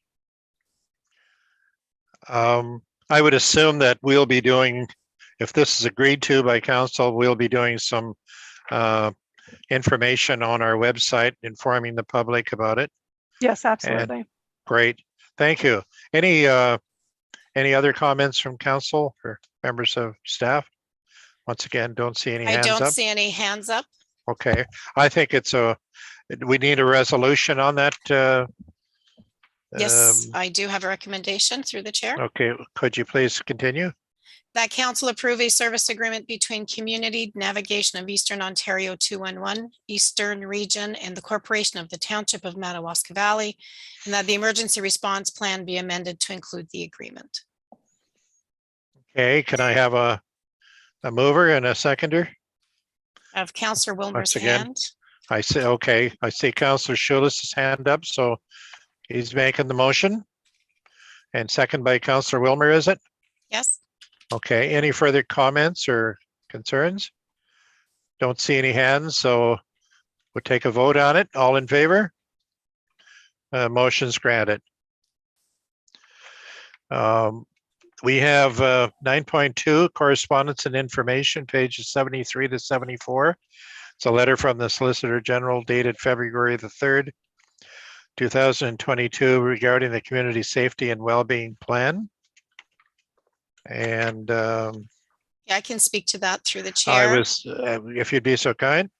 It's just confirmation that we submitted what was needed to be submitted, and it actually recognizes the joint efforts between all of the municipalities that we came together as one to make that happen. Now, the next steps will be to bring actionable items to the Community Safety Wellbeing Plan. So the group will meet again to see if they wish to continue to retain the consultants so that they can share in that cost and bring the actionable items to see if there are any, because most of them, because we're adjacent, we share in the same needs and requirements. So that'll be coming before councils shortly as well. Okay, thank you. So we need a resolution on No, that? it's just No, accepted just as information. Information only. Correct. Okay, thank you. And that should be the end of my portion here, unless there's some unfinished business that any discussion on something else that's unfinished. No. Don't see any hands once again. No So hands. we'll pass the gavel back to the mayor. Okay, thank you, Chair Paflinski. Our next section is Recreation and Community Development, and I'll turn it over to Chair Wilmer.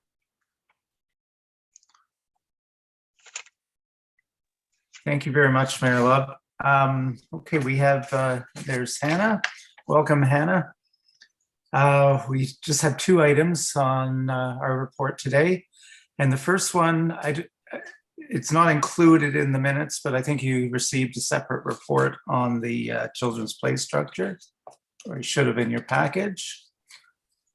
Anyway, Hannah, I'll let you speak on that one, if you wouldn't mind. Sure, yeah. I met with the Station Keepers group a few weeks ago, and they expressed interest in potentially putting in a small train-themed play structure at the railway station. So I suggested that they kind of write an email. They have some photos there that you should see, just kind of ideas that they've been thinking about that they've seen in other parks. So they were just looking for permission first off, and then guidance afterwards if permission is granted. They are willing to take on the associated costs for it. So the recommendation here is not exactly explicitly for permission, but more kind of getting a bit more details about a site plan and stuff like that. So.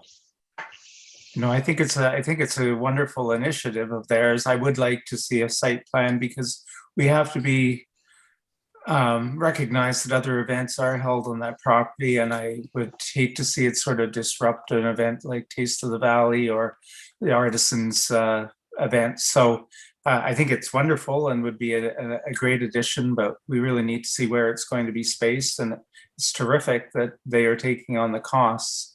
And I guess obviously they're aware it would have to be up to certain standards as a play structure. Yes, and yeah, that was part of the guidance aspect. I know we've had playground instructors come in the past, so I guess we'd be able to provide a contact and stuff like that. We would have to probably kind of go out costs going forward, I guess, of maintenance and stuff like that. And then I do feel there might be a safety issue with the road as well, so just have to be cognizant of all that. So that's the site plan can help us out. Okay, that's good because play structures are very expensive when they do meet standards. So it's a great initiative. Are there any questions? Any comments? All right, so we do have a recommendation. Sue, could you read the recommendation? Yes, through the chair, that council directs the Recreation and Community Development Coordinator to obtain a proposed site plan and detailed train theme structure plan from the station keepers, Madawaska Valley, and provide a report for council approval. Okay, and I'll move that. Could I get a seconder? Councillor Schulas. Any further discussion? If not, all those in favor? Okay, that's carried. Okay, item 10.2 again is donation request from the BIA for Bay Day. And Hannah, do you want to speak on that? I think it's pretty much what we've done in the past. It's nice to see hopefully things opening up a bit. For sure. Yeah, I don't think there's anything new compared to what they've requested in the past. Same stretch of road, putting up the banner and having picnic tables and garbage cans brought out. So yeah, they're just looking for that kind of support from the township to go forward with their event. Okay. Are there any comments or questions? Okay, we do have a motion then, I believe. Councillor Wilmer, I believe Councillor Poplinski's hand is up. Oh, sorry. Hi, Councillor Poplinski. Yes, thanks, Chair. The float that they're asking for, is that the township float that's used by the roads department or operations? Is that what? Yes, I believe it is. I think that's what they've done in the past. Okay, thank you. All right, so where were we? We were going to read the motion. Yes, through the chair, that council approves the donation request from the BIA for the May 21, 2022 Bay Day event as requested. They have a mover, Councillor Poplinski, and seconded by Mayor Love. All in favor? Oh, if any further discussion? And all in favor? Carried. All right, we have no unfinished business. I actually did, sorry, Mark. okay. I did just want to bring up kind of after the agenda got set, you might have seen around town, March break programming posters are out and they'll be on social media and in the paper as well. We do have 4 events taking place over the March break partnered with the library. So they're running 3 events and we're donating some space for it. And then we have the little raised reptiles on the Saturday. So just wanted to mention that as well. No, that's great. Yeah, that's great news. And I have seen the flyers and advertisements around. So it's good to see. Again, everything is sort of looking at heading in the right direction. For sure. Thank you very much, Hannah. All right, so I will turn things back over to Mayor Love. Thank you. Okay, thank you, Chair Wilmer. Our next section is planning matters and statutory meeting under the Planning Act. We have a municipal report on building permit statistics for January. Are there any questions on the building permit statistics? Okay, I don't see any. The next item is the tree canopy policy. And Sue, did you want to speak to this? I think it's something that had come before council previously. We just had not accepted or approved a tree canopy bylaw or policy. So I am bringing one forward. It was something that it is legislated, and it was recommended by the service delivery review to proceed to bring that. I think at the time we were looking at it, we were hoping to address it more within the comprehensive zoning bylaw review, but that review isn't coming until 2023. So felt that it should come forward now. I have attached a copy of the policy for council consideration.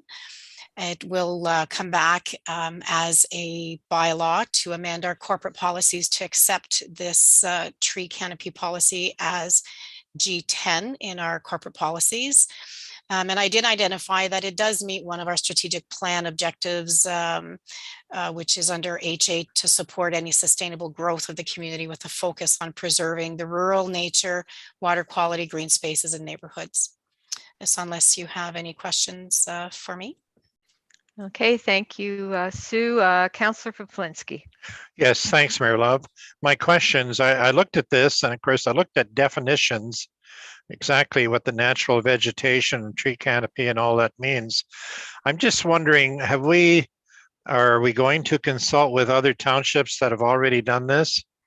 Because this is a very controversial issue as to, especially when you deal with your definitions, because I'm a property owner in Hastings County, and I've attended meetings where a couple of years ago, this was a very, very controversial issue because it restricted, in some cases, almost no removal of any vegetation. And of course, as we all know, there's some things that need to be moved, some things we shouldn't. So I'm just wondering, have we already, consulted and checked other people's? We don't want to invent the wheel, but we certainly don't want to pass something that's going to restrict anyone from cleaning up picking up garbage, and it can. It's some of the rules that are out there right now, and they're being contested. So I'll just wait for your response. Yes, as I previously stated, this was supposed to have been adopted by 2019. The municipality hasn't adopted a policy. And I did go online and I spoke to quite a few of the clerks, and some of them are more extensive, giving directed guidelines as to specifics.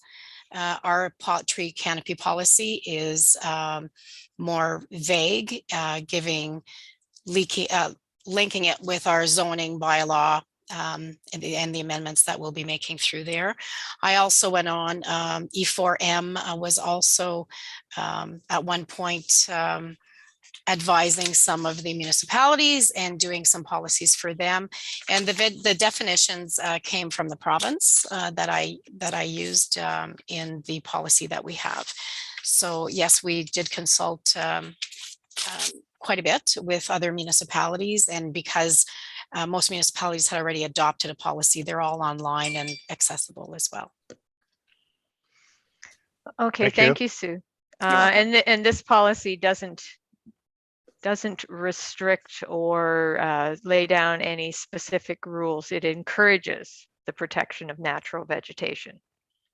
That's correct. So, and I did, through the chair, try to also add, as many of the municipalities did, but not all did, recognizing the benefits of protecting and enhancing, and therefore we would be doing an education component as well, promoting the need of protecting and enhancing its tree canopy and natural vegetation. And that would be forwarded to, educate staff, the public, and developers as we move forward. Right. Okay. Councillor Wilmer. Welcome. Yeah, I was just going to say that I have no problems with this. In fact, I think it's a good policy, and we need to have one. I think where municipalities have had difficulties getting their policies approved is when they've gone into very specific recommendations within the policy. This one is general. It serves the purpose for what we need, and from what I read, doesn't put any unnecessary restrictions on anyone. So I think it's good policy. Mm-hmm. Okay, any other questions on the policy? Okay, I don't see any. Sue, would you like to read the recommendation, please? Yes, for the chair. that council approves the draft tree canopy policy as presented, and that staff bring back for council approval the bylaw adding G10 tree canopy policy to our corporate policies. Okay, could I get a mover, please? Moved by Councillor Bromwich, seconded by Councillor Wilmer. Any discussion on the recommendation? Seeing none, all those in favor? And that's carried. Okay, we have one outstanding matter. It's from the Development and Property Committee report to County Council from February 23rd, 2022. Now, Council probably doesn't normally, is probably wondering why you've even got this, and this doesn't normally happen. It's regarding the planning tariff of fees by law. So at County Council, there was a lot of discussion about changes to the planning fees through the County of Renfrew. The proposal came forward to update the fees to recover costs, and you can see the fee increases that would mean. County staff are saying that's what is needed to cover the costs of doing the work. The second component to this is the proposal that county implement a fee of $200 for general inquiries. And at the same time, that fee would be offset by a reduction in $200 in the planning application fees if the inquiry leads to an application within 12 months of receiving the response to the general inquiry.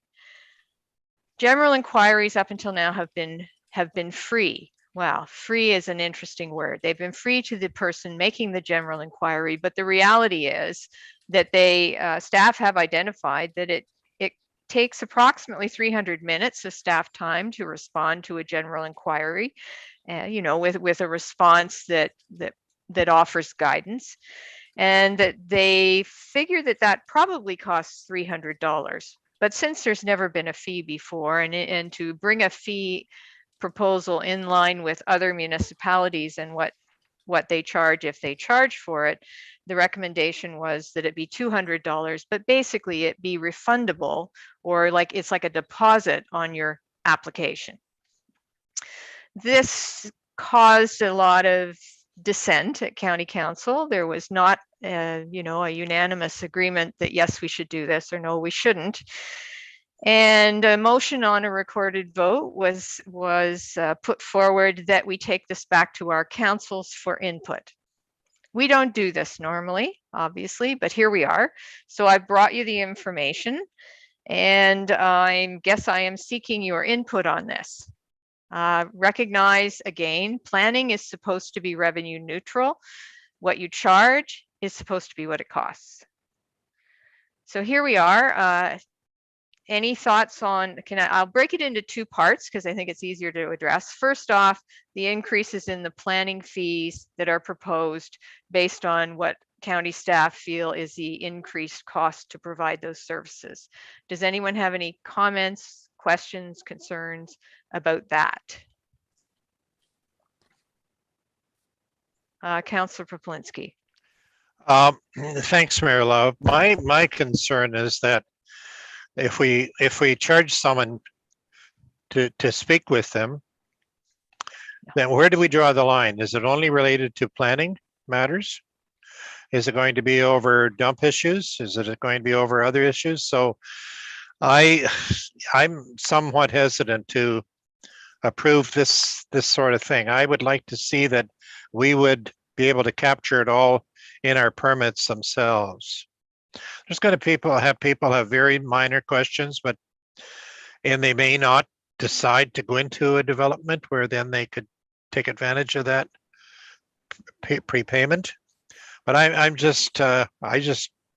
would like to hear the comments from our Director of Planning. Okay, so could we focus on that one second? And just for the moment, what I'm asking for is, are there any comments or questions on the normal fees that are charged? They propose some increases based on the fact that costs have increased. Is there any concerns with those first? And then we'll come back to the question of the general inquiry. Any concerns with that? Councillor Wilmer. I don't know whether it's a concern, but I don't have enough information really. some of these increases are pretty significant. When you have increase of official plan amendment, $400 to $1,500, validation of title, $550 to $1,200. What are those based? What are the increases based on? So they're based on what staff perceive to be the amount of time that would be invested in those responses. When you're talking about the official plan response, I believe that's a new one, because the county now has the ability to address those. But it does state increase it from 400 to 15. Mm-hmm. So Yes. Okay. It just seems like some of them are a large bump up. I think part of the problem is that, you know, as with all organizations, the county hasn't taken a hard look at this in a while. There's been, you know, okay, add $50 to this, add $100 to that kind of approach. But this is a hard look at it. And part of that's coming out of the service delivery review, which for the County of Renfrew said, you need to take a hard look at the fees you're charging and ensure that you're recouping your costs. So that was done, and that's, you know, this was done also in combination with looking at what other upper tier municipalities are charging for these similar applications and processes. So I think that's what instigated this to be so specific and detailed. And part of the reason why that's happening as well is because there's a certain amount of restructuring occurring in the development and property department. They're trying to make sure that they have it staffed correctly to meet the needs of the County of Renfrew and the lower tier municipalities. Did that help? Yes, it does. So you're indicating too that this would, in the county's estimation, this would make the planning fees revenue neutral. Yes. Okay. Thank you. Okay. Councillor Bromwich. Thank you. Thank you through you, Chair. We have a service delivery review of our own here, and was that mentioned? Anything mentioned in there about us capturing more fees from our planning department? This is a service review for the county, but we have our own. Is there anything mentioned in our service review about us lacking funding for this type of with these type of inquiries? I'm just asking. Okay, so these are the fees the county charges, and our staff basically, I think often our staff collect some of these fees as well through the process. Okay. Silas So, might want to speak to that. Yes, and the reason why, as soon as the county does increase a fee, I immediately bring that information or ensure that Silas has that information, because if we're not charging what the county is charging, yeah, and we're not collecting it, we're making up the difference. So we You got often it. bring it. We try to keep our fees that we collect for the county in line with what the county's asking us to remit to them. Okay, thank you. But That's fine. Silas, did you want to speak to that? Thank you, Madam Mayor. Yes, as our review indicated, we were low in our application fees that we have been collecting. We briefly went over it this morning with Sue, and I'm just going to use the zoning application fee. Currently, we charge $1,500 for our application, and the county takes $750. I have to remit that to them from that application fee. So we're left with the difference. Our work has not decreased, and now that particular fee, they're upping it by $100, which is $850. Where do we go with our municipal fee? Should it be equal or more? Because we tend to do a lot more work on a rezoning application than what the county has to do. So there's the expense of mail outs, other general expenses. So it is a difficult one. The one we've always grappled with was how much can an individual afford to do these applications or amendments. It's probably okay for someone who is a developer. They're in the business of doing that. But let's say it is a mother and father wanting to create 3 severances for their 3 children, and all of a sudden it requires a rezoning. They may not have the resources to do that after they get their general inquiry response and say that, oh, in the official plan, you're now in a fire hazard zone, you can't get a severance here. They've spent the $200 or $300 on the general inquiry form. So they may say, well, we can't afford to do this. So they lose $200 or $300 just by saying no. So this is becoming a very difficult process. As a matter of fact, I just got an email from a counterpart, a planner from town of Renfrew. They're having that dilemma too. They're asking if I have assistance with doing any of this stuff. They can't handle the work either. They need administrative assistance. We need more people to process these applications because it's not just a yes or no answer. You've got to research, you've got all this other stuff. So it's a conundrum, I think, for everybody. Everybody's doing their review. I don't know if the town of Renfrew that I'm speaking of, whether they had a review of their fees as well, and they're reaching out to other municipalities to see where everybody is going. And as I say, now the county has done that.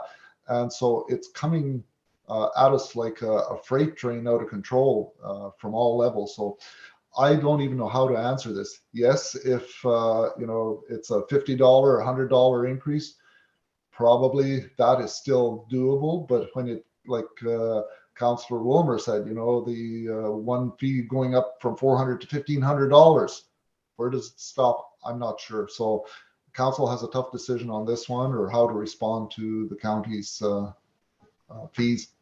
Thank you. Okay, well, we do have to recognize that the Township of Madawaska Valley cannot be subsidizing the County of Renfrew. So if the County of Renfrew feels that in order to cover the cost of the work they are doing, they have to increase their fees, then we are going to have to make the same increase, because we're not subsidizing the County of Renfrew. The planning component, the planning fee component that goes to Madawaska Valley has to, at the very least, remain the same. And as we've heard from Mr. Larbetsky, it also should be reviewed, because planning is supposed to be revenue neutral. You are supposed to recoup your costs. I know there's the question of the family. This is a scenario that is brought up often, but also recognize when someone severs land, they're creating something of value. It has value. So there's a cost to creating something of value. And this isn't simply a phone call. This process of doing this requires a significant amount of work. I'm not sure why we're being asked to comment on what the County of Renfrew feels are their legitimate costs to provide planning services that they provide now at a cost. To me, this is not something I think it's reasonable. I'm not going to ask them to comment if we choose to raise a fee. But here I am, because there was a recorded vote and this is what was decided. So if you're going to say no or yes or maybe, this is very difficult to bring back. This is going to come back from 17 municipalities. Recognize that, and also the fact that I don't want them in our business either, any more than I think this makes any sense that we're here. But here we are. Sue. I was just going to comment on the $200 fee.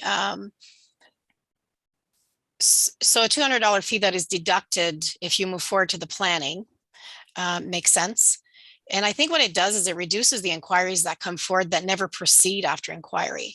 We experience it here as well, where we have implemented a fee if somebody asks more than assistance with the general inquiry. We have some inquiries that they'll ask for scenarios as to what they could and should do with their land and how it proceeds. And it's not the accepting the application, it's asking to be for a consultation. So this may be a way to move forward with having less frivolous inquiries. And if you understand that there's a $200 fee and that you get it back, that it reduces your fee after the inquiry, then really you haven't paid it. You were aware that, you know, it'll be reduced. So I think it has to do with reducing frivolous inquiries. Is my thoughts. So the fee increases are what the county's saying they need. If the response back is no, then recognize that all taxpayers will be paying this, because this work will still be done. The staff will still be paid. So is it fair to all taxpayers to put planning matters onto their backs? That's what we would be doing. Councillor Wilmer. No, I do support a cost neutral approach. I think the people actually making the request should be the ones paying for it, not the taxpayer. However, something I think I heard Silas say bothers me, and that we were talking about the increased zoning bylaw review from 100 to 850. So that would mean we would have to raise ours, I think, by 100 just to cover cover the township's portion. But Silas also said that we do more work on it than they do from this end. So if we're trying to do our planning portion as a revenue neutral service, how are we even starting to cover that? If we provide all the money to Renfrew County and nothing to the township, where we're actually doing more work than the county, there's something wrong. I mean, we'd have to have a fee of about $2,000, which I don't think is sustainable. So I don't know. So it's a bit of a mess. So as we are aware, there's probably going to be some changes in how planning is done. There's the county is looking to have an agreement with lower tier municipalities about who does what, which is not something that's necessarily been done before. We don't actually have a document where it clearly indicates that when an application comes in, the County of Renfrew will perform these specific things, and the lower tier municipality will perform these specific things, right? We don't have any agreement like that. I totally empathize with Silas, because often, because they're busy, I assume as well at the County of Renfrew, they like to suggest that maybe our lower tier municipality could do this or do that. They could do the notices, they could do this, they could do that. And without a clear agreement, that can happen, right? They can shift responsibility down. And I think that's where we're seeing that more work is being done for our municipality, often at the lower tier level. We need a good agreement to understand what it is we're going to do, what it is they're going to do. We have to have a clear agreement with them, obviously. And that's something that is still very preliminary, because we as a municipality are about to see where we're going with this. I guess that's the best I can say about planning at the moment. As we are aware, we're about to see where we're going and if there will be any changes in how we do or what we do, how we do what we do or what we do. So I don't know. I think we have to address that going forward, but that is something that we have to get a little bit further along in what's happening now in Madawaska Valley to be able to ascertain how to set up that agreement. And then it will be very clear who will do what. And there may be some services of the county that it makes more sense to pay for them to do than it does to pay for them at the lower tier, or vice versa. I don't know. It's challenging because I'm sitting here. I'm not necessarily defending this. All I can tell you is what we were told is that this is the cost to do these things. Anything further on the fee increases themselves, and then let's come back to the general inquiry. So Silas, yes. Thank you, Madam Mayor. I just want to clarify something for council, is that I'm not knocking the services that the county is providing. They do a good job. They do the nasty work of reviewing the proposal. They check the official plan, what's required. So there is definitely a fee associated with preparing these reports. But it's just how all of these costs are escalating. And I think just by us, meaning the municipality and the county, having done their review, we see that, you know, we've been trying to be generous to the ratepayers or the constituents, saying, you know, this is what we think it'll cost to get your zoning amendment through or whatever. But we have realized in our own municipality some of the developments that have happened and all the studies and everything else that is required. It's not hundreds of dollars, it's tens of thousands. Very, very costly to develop. And I think Brian Whitehead from JP2G was the one who said to me, I don't know whether to be happy or sad for the township of Madawaska Valley, because he came from the Muskokas. They went through that same burst of development, and it's all the people with money who can afford to do these things, they just do them. But it's squeezing out our local residents, and people who live here will not be able to afford to maintain their own properties because as we have seen how real estate exploded and what the value to purchase a piece of property is right now. So it is a very challenging time for not only the municipality, but for the county as well, and to provide a decent service to the ratepayer at I guess, a fee or a cost that isn't too outrageous, but still needs to be done. So I thought I'd just throw that out so that I'm not in any way, shape, or form saying, you know, the county is gouging or anything like that. They have the same dilemma as the municipality, and how do we deal with it? And probably, as I say, like Mayor Love, you stated, it's their situation. Why should we be commenting on their fees? We here at the municipality deal with what we think is fair. We don't go to the county and say, should we be charging another $100?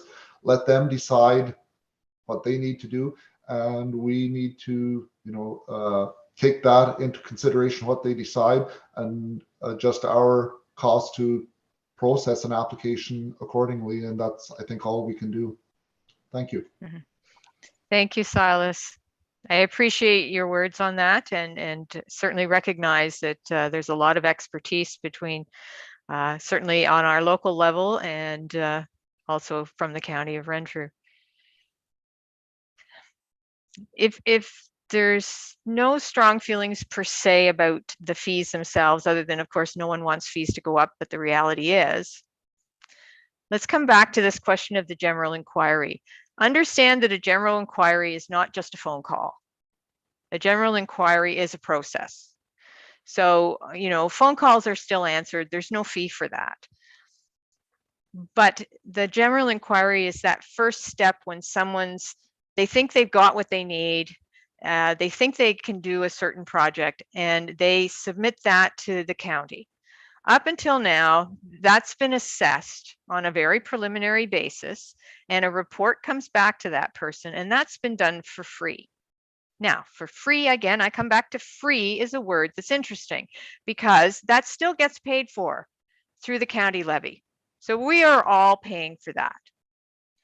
What the staff is proposing is that if you're serious about doing something, that you're going to put up $200 to have your general inquiry assessed, and to get the advice, because they're going to provide advice on where you may have issues. They're going to say back in their general inquiry if you're going to need a species at risk study because the area you're trying to do a severance in is under the species at risk, or is it a deer wintering yard, or is it, you know, does it need a,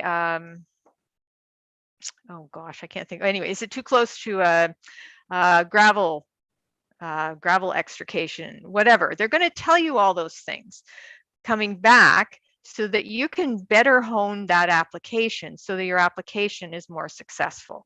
That's what the process is about. It's not about making a phone call and getting an answer. It's a lot more complex than that. And the goal of this is to ensure that when the application goes in, that it can be processed within the timelines, which are now quite short, so that you know what you needed, you got what you needed, and you put it in there so that you're successful. The goal is that the person who wants to do it should ultimately be successful in their application. So that's what the general inquiry is. What county staff is saying to us is they do this for free now, but it isn't free because it does cost resources and those get paid for. They're suggesting if people were to pay $200 up front for that process, then that makes their application, which is the next step, much more likely to succeed, to be ready, and to be able to meet the timelines and get on with the project. That's what it's doing. And they're going to then, when you make that application, deduct that $200 from the application fee. So you're getting it back. It's like putting in a deposit. If you don't continue, then you won't get it back. That's what they're asking. So I need to know from you on that specifically. Does it make sense? Silas, I noticed you put your camera back on. I'll defer to you first and then go to council. Thank you, Madam Mayor. I think probably like Sue said, the $200 fee isn't a bad thing with the general inquiry, because then, if it's a serious applicant, they will proceed. It's not just a tire kicker. And so they would get that refunded through their severance application or zoning amendment, rather than paying $2,000 at that stage, they'd only need to pay $1,800 if that's going to be our fee for it. And I think, if I recall, I just don't have it at the top of my head, but I think we had slid down in application fees in zoning that we weren't comparative to other municipalities. They had gradually increased theirs higher. At one point, we were the highest, but we slid back because we tried to hold it back. Having said that, I think the general inquiry is definitely a must, because I presently have an application that was submitted to me, and without mentioning names because it isn't a public file yet, it's on Wadsworth Lake. They hired JP2G consultants to do all the legwork. They did the EIS study. They submitted the application. So the individual property owner has probably spent between $5,000 and $7,000 already. It comes on to me to process, to send to the county to do it. And as soon as I look at the sketch, what they're asking for is a reduction of the setback from the water. Well, lo and behold, the cottage already sits on the shoreline road allowance, which they do not own. So they shouldn't have even started the process of a rezoning and EIS study. They should have purchased the shoreline road allowance from the municipality first. So if they would have done a general inquiry first, that would have been spelled out to the property owner. You need to do this, this, and this. So sometimes things are done in the reverse. And I remember Charles Cheeseman saying to me, well, why didn't you send them to us to do the general inquiry? Now we're in a conundrum here. How do we get out of this one? And there's the zoning application, and there's no environmental impact study. And yes, it's a highly sensitive lake, but nobody was told that, yes, they needed to do it. And we were, how would I say, strong about doing environmental impact studies. Previous councils said, absolutely not. We're not going to force anybody to do an environmental impact study and spend $5,000 or $7,000. We want to develop the properties here. And I was instructed to send the building inspector out to do an assessment if it was okay to put a cottage there. That building inspector has no qualifications to do that. So yes, I think the general inquiry should be in place. Probably yes, there should be a fee. So I'll leave you with that. Thank you. Okay, thank you. Anyone else? Councillor Wilmer. No, I agree with the fee. I think when I first looked at it too, I thought, well, hopefully this isn't just for a phone call or something like that. But there is a process here where there's a quantity of work required, and often quite a lot of work. So I think I support the $200 fee. I think it's reasonable. Okay, thank you. Councillor Bromwich. I concur. I think that's a start. And the thing I'm worrying about is how far do we go with fees structures when we start talking about development charges on homes We don't want to be scaring people away from our township. But if we do it in incremental little parts like this and solve the problem, I would agree with the $200 for sure. That legitimizes the person's request. And if it's available to be deducted from a finalized document, that's fair. I don't think we're really hosing anybody here. I think the people would understand it. I know for a fact that many years ago when we had a charge on water hookups up in Sandy Hill Drive, people didn't know about it until they broke ground that they had to pay $4,500 for a hookup for water. And they were never told that. Now, if people are told ahead of time what the fee structure is going to be, it's up to them to decide where to go from it. So I think we're being upfront with people. We don't want to chase people away. And we don't want to get to a point where we overcharge everybody and put the poor souls that have settled here out of their homes because they can't afford to live here anymore. But that one fee structure, I think we're discussing, I think I would agree with it. Thank you. Okay, thank you. Councillor Faplinski. Yes, thanks, Mayor Love. I'm not opposed to the $200 fee and never have been. I think that it's just the distinction. We have to make sure that it's not for other matters. This is dealing with building, and it's probably something that should have been done some time ago. There's a certain cost of doing business, and the suggestion that people that are building and developing are should be paying the shot, and I don't disagree with that. So I think as long as we're careful in how we do it and how we educate the public on it is really the big issue. So I'm in support of doing that under those conditions. Thank you. Okay, thank you. Anything further on this? Okay, I'm going to take back then to them that the fees that the county is charging are, we've been told they're revenue neutral and that they should remain revenue neutral. That's super important.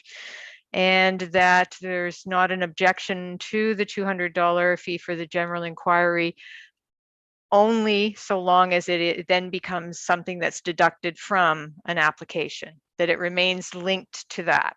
Because I think that's a key point of this, that it becomes then a $200 off for the application process. Okay, are we good with that? And sorry to bring this, like I said, this is a really difficult discussion to send down to the lower tiers, but here we are. I'm not sure why we're doing it, but I'm glad we had the discussion and I do appreciate your input. Okay, we have some time challenges today. Councillor Bromwich, you may end up being chair. I do have to leave at 2 o'clock. So what I'm trying to figure out here is, I don't know that we can get through this before we take lunch. I'm going to suggest, can we take a short lunch? Could we maybe come back at 10 to 1? Because I'd really like to do my utmost to get through the rest of this agenda and the in-camera by 2 o'clock. I'm very sorry, but it's a personal matter and I can't not go to this appointment. So I make the motion. Okay, moved by Councillor Faplinski, seconded by Councillor Bromwich, that we will take a lunch break and we will return at 10 to 1. All those in favor? And that's carried. Okay, thank you, everyone.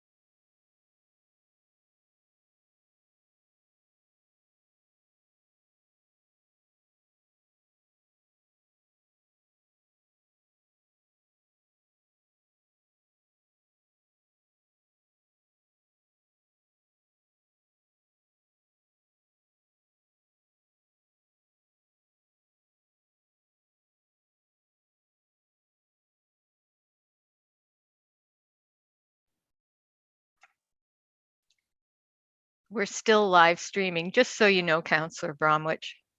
People know we're human. We have to eat. Exactly. I'll try and hide my, go over here.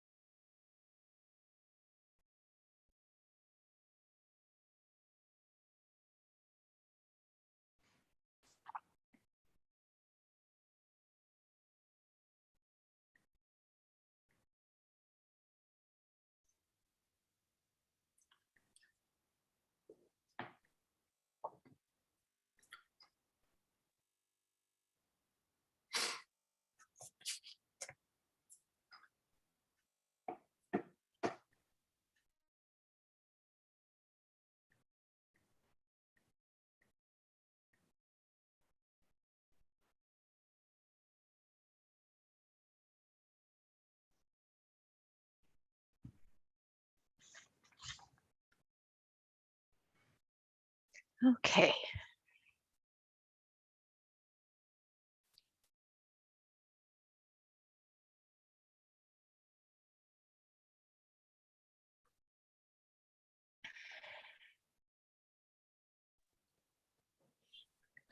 Kim, I did stop the live stream, so I will start it up when you tell me to.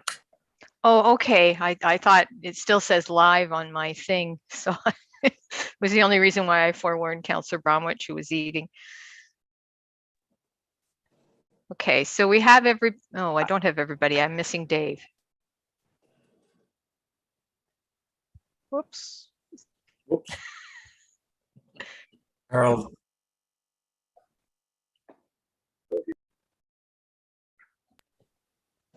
Oh, here he comes. Okay, we have everybody back, and again, I apologize. Are we live streaming right now, Gwen?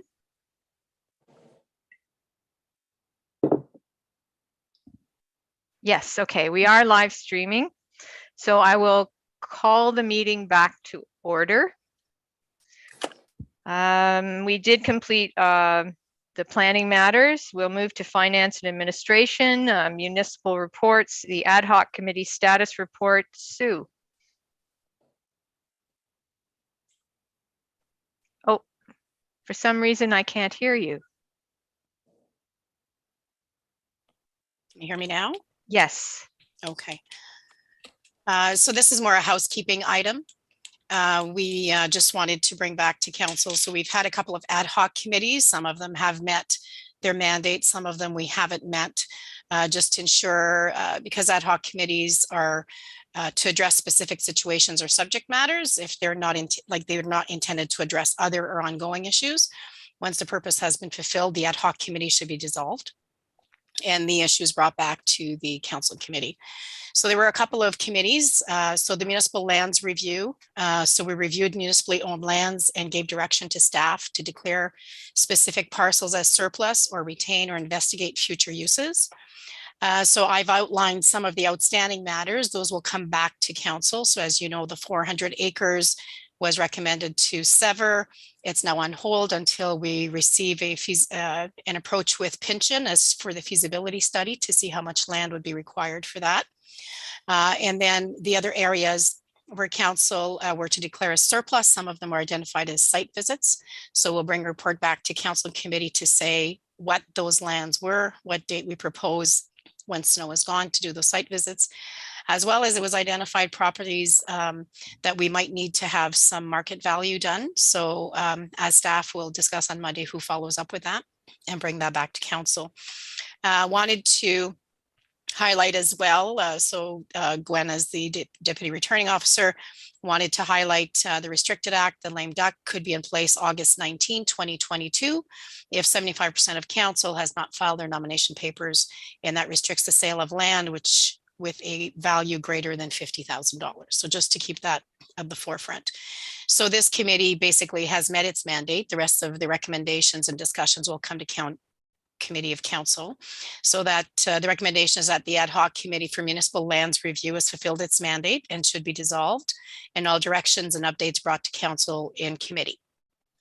Okay, could I get a mover for that, please?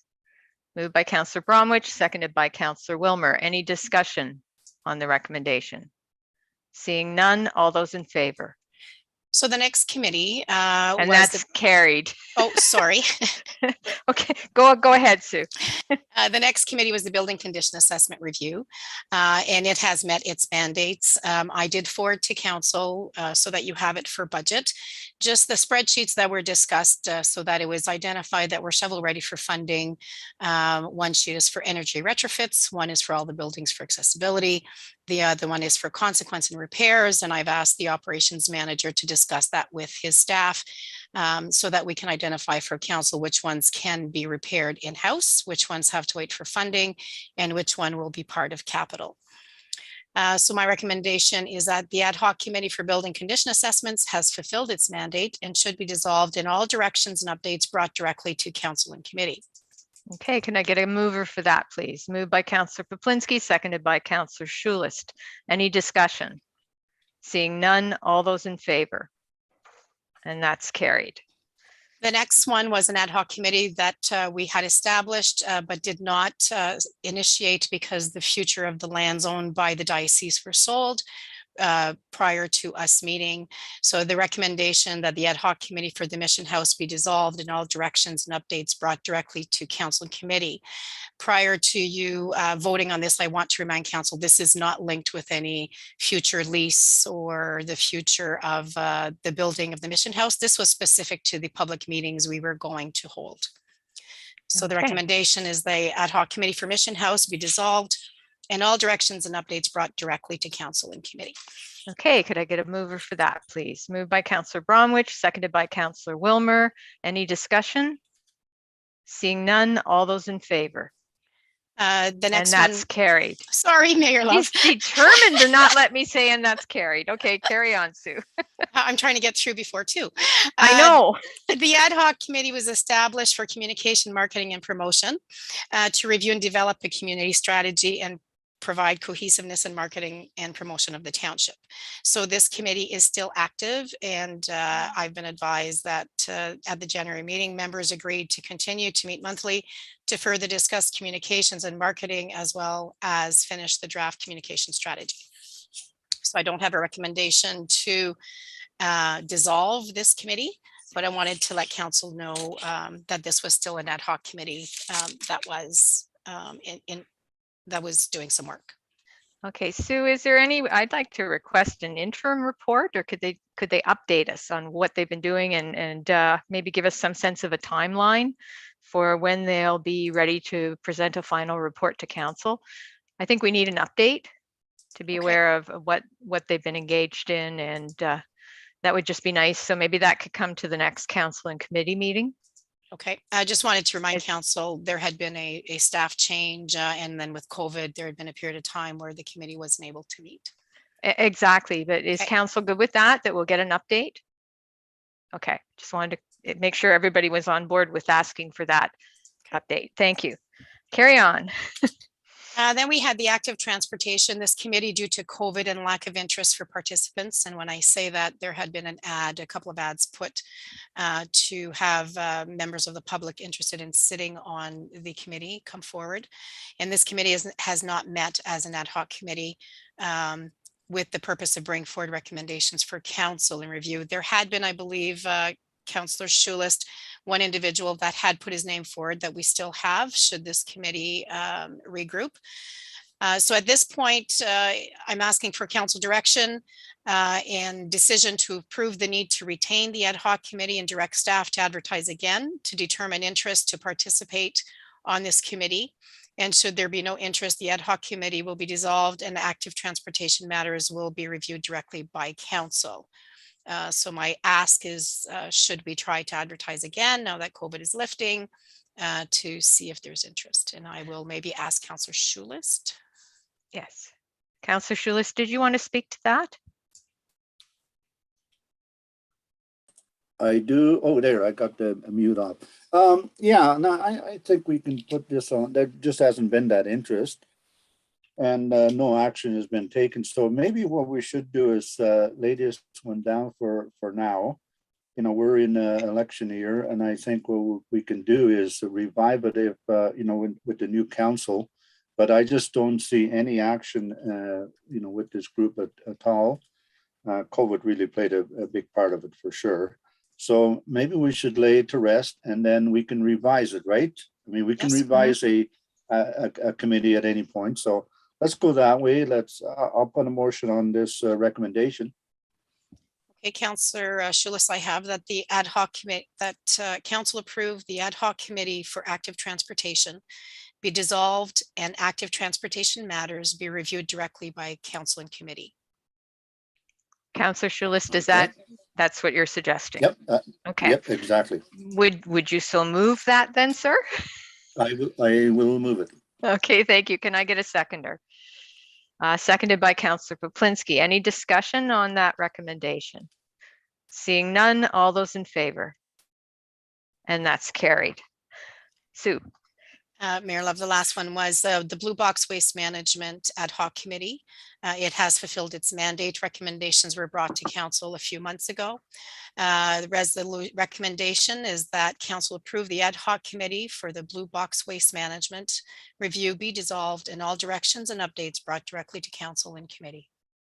Okay, can I get a mover? Moved by Councillor Bromwich, seconded by Councillor Wilmer. Any discussion on that recommendation? Seeing none, all those in favor? And that's carried. Okay, that gets us through all of those. Thank you, everyone. That's good direction going forward. Our next item is upcoming changes, cemeteries, and I will turn it over to Sue, I think. Yes, so the deputy treasurer and I have been working, deputy clerk and I have been working on bringing these updates. Got some comparables and we're speaking to the BOA. So this is updating our very outdated cemetery bylaw. It's also advising council of the cost increases that have come directly from the BAO. And we have also tried to take council recommendations previously that we need to ensure that there's a bigger difference between a resident purchasing a plot and somebody that is not a resident purchasing a plot. So we've done that. The cost comparisons that were gathered from the deputy clerk are adjacent municipalities. We spoke to the BAO yesterday. They have given revisions and wording to the municipality just to ensure that it reflects the changes in the names of the legislation and the bodies that oversee it. I did provide our caretaker, Chris, a copy of that that he is to pick up, and he has commented on it. So the bylaw that you see has been vetted with the BAO.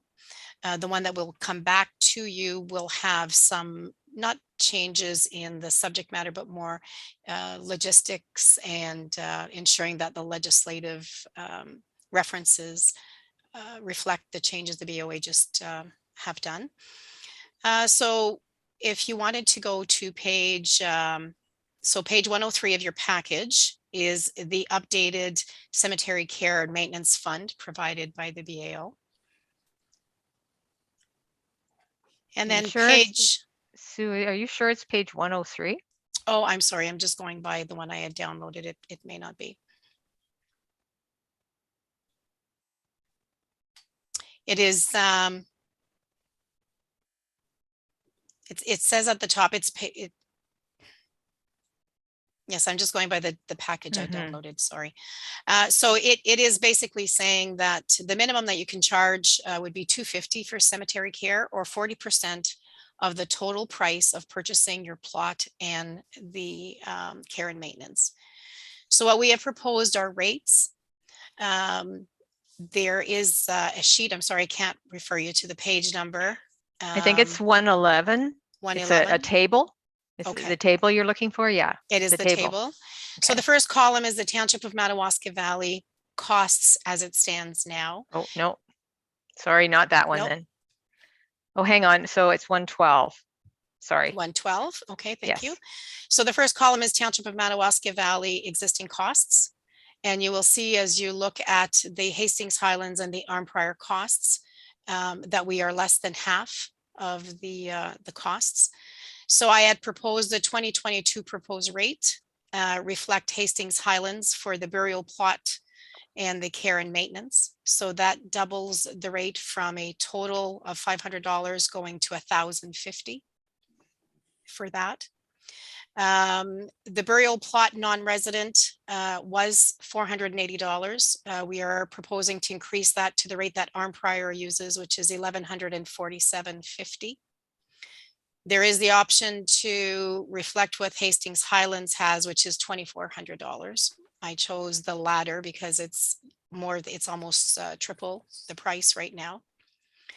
The care and maintenance cost is the 40% of the total of the $1,912.50.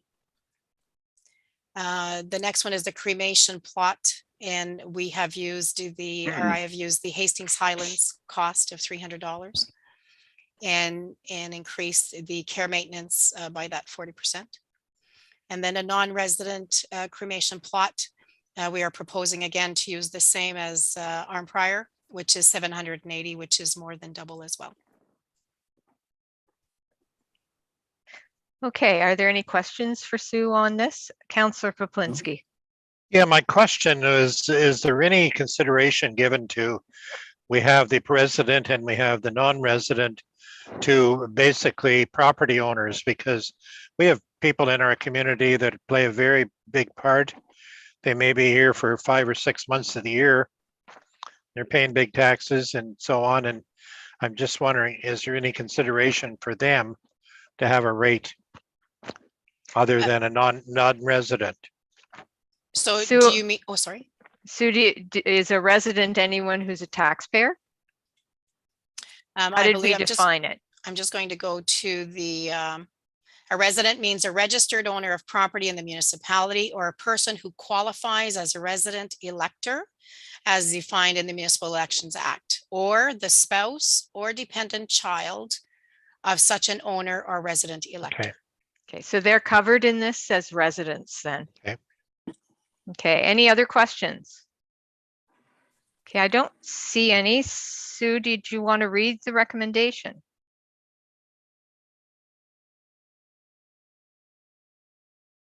That council approve the draft cemetery bylaw and cost increases as presented, and that council direct staff to submit the revised cemetery bylaw and proposed cost increases to the Registrar of the Bereavement Authority of Ontario, referenced as BAO, and that the schedule of fees reflect the approved increases.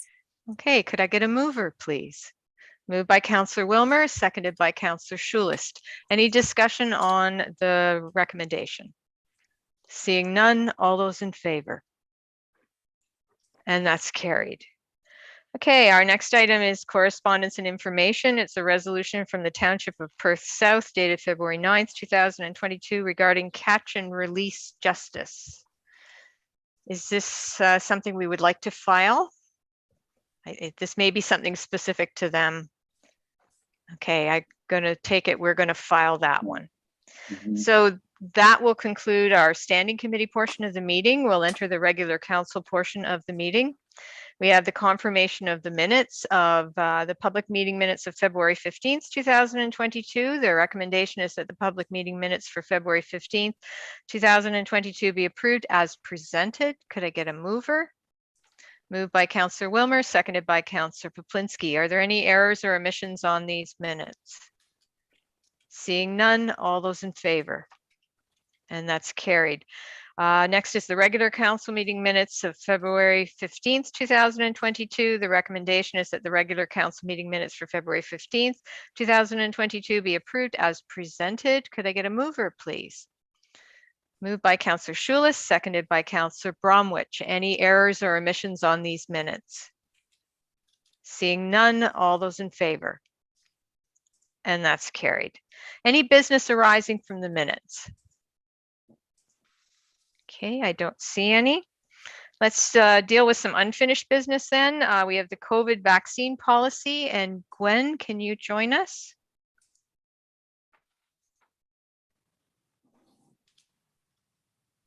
So as of today, capacity limits are lifted on indoor public settings. Proof of vaccination requirements are lifted, and businesses are allowed to make it voluntarily if they want to keep them implemented. And masking, face covering is required with passive screening. And businesses and organizations that are open must continue to have safety plans in place. So we meet all of that, except I was looking for direction on our vaccine policy for both staff and for our facilities if we need to continue to check for vaccine status as they enter. Okay, so typically as a municipality, we followed the provincial regulations and the guidelines of public health. So checking for vaccination status is not provincially required now in any way, and it's not in the guidelines from public health anymore either, is it? No. Okay, so But it obviously there is leeway for people to put in continue their volunteer passports. So yes, leeway. So council, be aware you have leeway to decide to continue to do this. However, there would be nothing backing us up should anyone challenge it. So the other component of that, it's when do you want me to do this in parts? Do you want me to deal with that first and then do the employee vaccine policy would be next? Sure. Yeah. Just so we get clear direction. So does council have, do you want a motion to? I would. Okay. Depending on what you, yes. Okay, well, let's just discuss it. Are we on page with removing the vaccine certificate, looking for the vaccine certificate when you come into our facilities? Are we, is there anyone who has any, anybody have any concerns with that we'll just follow what the province and they're doing? Okay, so people will still have to mask. I don't know whether they still have to stay 6 feet apart. I can't remember. Do you know that, Gwen? No, I don't believe so. But they do have to mask. They have to mask, yeah. Okay. All capacity limits are lifted, so it wouldn't be feasible to be 6 feet apart. Okay. So that would be what we would be putting in place. Okay, no concerns? Okay, then that takes us to our vaccine policy for our staff. Again, there's absolutely nothing that is going to back us up if we were to continue with that. I think it has served its purpose. It is frustrating that we find ourselves lifting these policies so quickly without any sense of how this is going to go. I shake my head a little, but I don't think we have anything to back us up. So is council okay with removing, or what are we doing? We're rescinding the vaccine policy for our employees at this point. Okay, no concerns with that. Gwen, does that give you enough to provide me with a recommendation? That could you? Yes, but I have one more question, and okay. It's in-person meetings with council. I was just looking for some direction on how council wanted to proceed. Okay. Well, I think that's going to be a matter of personal choice. I am not going to go until I get a real clear understanding that this isn't going to flare up again and we're all going to be back playing this game where we have to put all these things back in place. I'm not prepared to come into a room and sit in close proximity to people, or to conduct a meeting in a mask, which would be what I would have to do. But I think that's a personal choice of members of council. And if some want to go back into chambers, fine, but I think we need to hybrid so that you have a right to make a choice, because each and every one of us has different issues or concerns, may have medical issues or family with medical issues. And I don't want to force anybody back into chambers. We're perfectly functional as we are. Thoughts? Councillor Wilmer. No, I agree with the hybrid system. I think each one of us have to make our own decisions on this. And I know in my personal situation, I have a compromised immune system, so I don't want to be anywhere near anyone who's not vaccinated. And since we're not requiring any vaccine information, and we could have members of the public in our council meetings, I think a hybrid method would be the best. Then councillors who would like to be in in person can be there and the rest of us can remain until we feel comfortable going into the chambers. So that's what I'd recommend. Okay, I think any objection to that? Now, when would we like to have the hybrid set up for, which is probably what Gwen's going to ask next. Well, that and a hybrid method would be, it's going to cost money. Okay. So if we're going to do both, there will be cost implications. I don't know what they are. I'm looking at them right now, getting a quote on how we'll run a Zoom meeting, both in camera and in person. So is there any reason why those who want to be in chambers couldn't be using their device to be on Zoom and the meeting is on Zoom, but they're in chambers if they choose to be? Yes. Rather than there's feedback from your machine. So if somebody's on, that's what we're looking into right now, is how to record the Zoom meeting when people are in council chambers and how to stop the static on devices when there's more than 1, 2, 3 people using a device in council chambers, or not using a device and just having it open. Okay. So that's what I'm looking at. So maybe we'll give you some time to look into that and get back to us. Also, what it would entail to combine possibly some remotely coming to the meeting and the OWL or whatever that's going to be. Councillor Schulist, I just saw your hand up. Yeah, yes, Madam Mayor. Yeah, maybe we should get some consensus. I know myself, I'm very comfortable with Zoom. Yeah, I have things like asthma and stuff like this, so I don't know if I want to take a chance of being close, and I think this is working really, really good. So I would like to, for council to really look into continuing this, and then maybe, you know, something will come out and we'll have more information about this COVID, which way it's going, because we're lifting a lot of things, but we really still don't know how this is all going to unfold there. So I don't know. I don't know how everybody else feels, but that's the way I feel. Thank you. I think we all have that concern, Councillor Schulist, that everything's lifted, but nobody knows what the impact's going to be. So it will probably take a couple of months for Gwen to determine what may or may not work, and maybe come back to us with how this could be done. I mean, I don't want to press her, because all our regular work still continues on, and so Gwen, is that okay? Can you get back to us? Because it's going to involve setting up the room. Yes.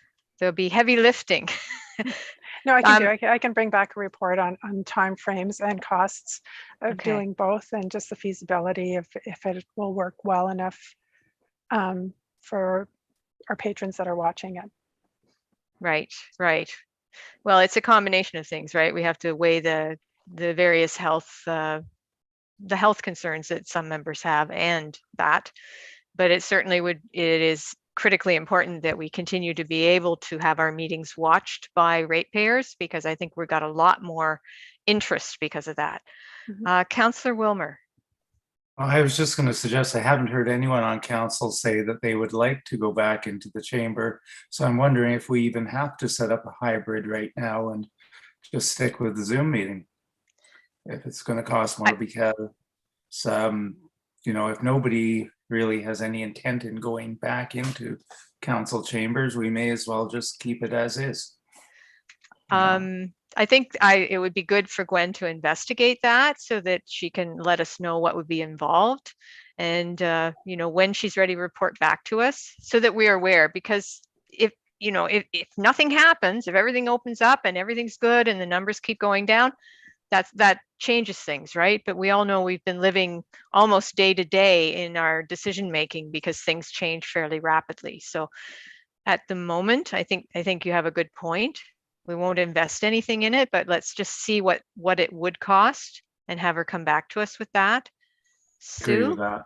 Okay, thank you. Mayor Love, we invested last year or maybe 2 years ago, in the OWL, and we have expressed, council has expressed that the screen does not work well, that we should be possibly having some flat screens, and there was money that was through the funding received to update the council chambers to be able to, have those meetings. So I think I would definitely suggest we come back with the costing and proceed, with updating our council chambers.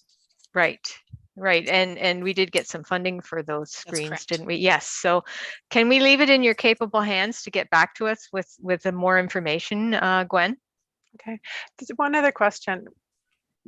And I'm asking you to look into the future, I guess.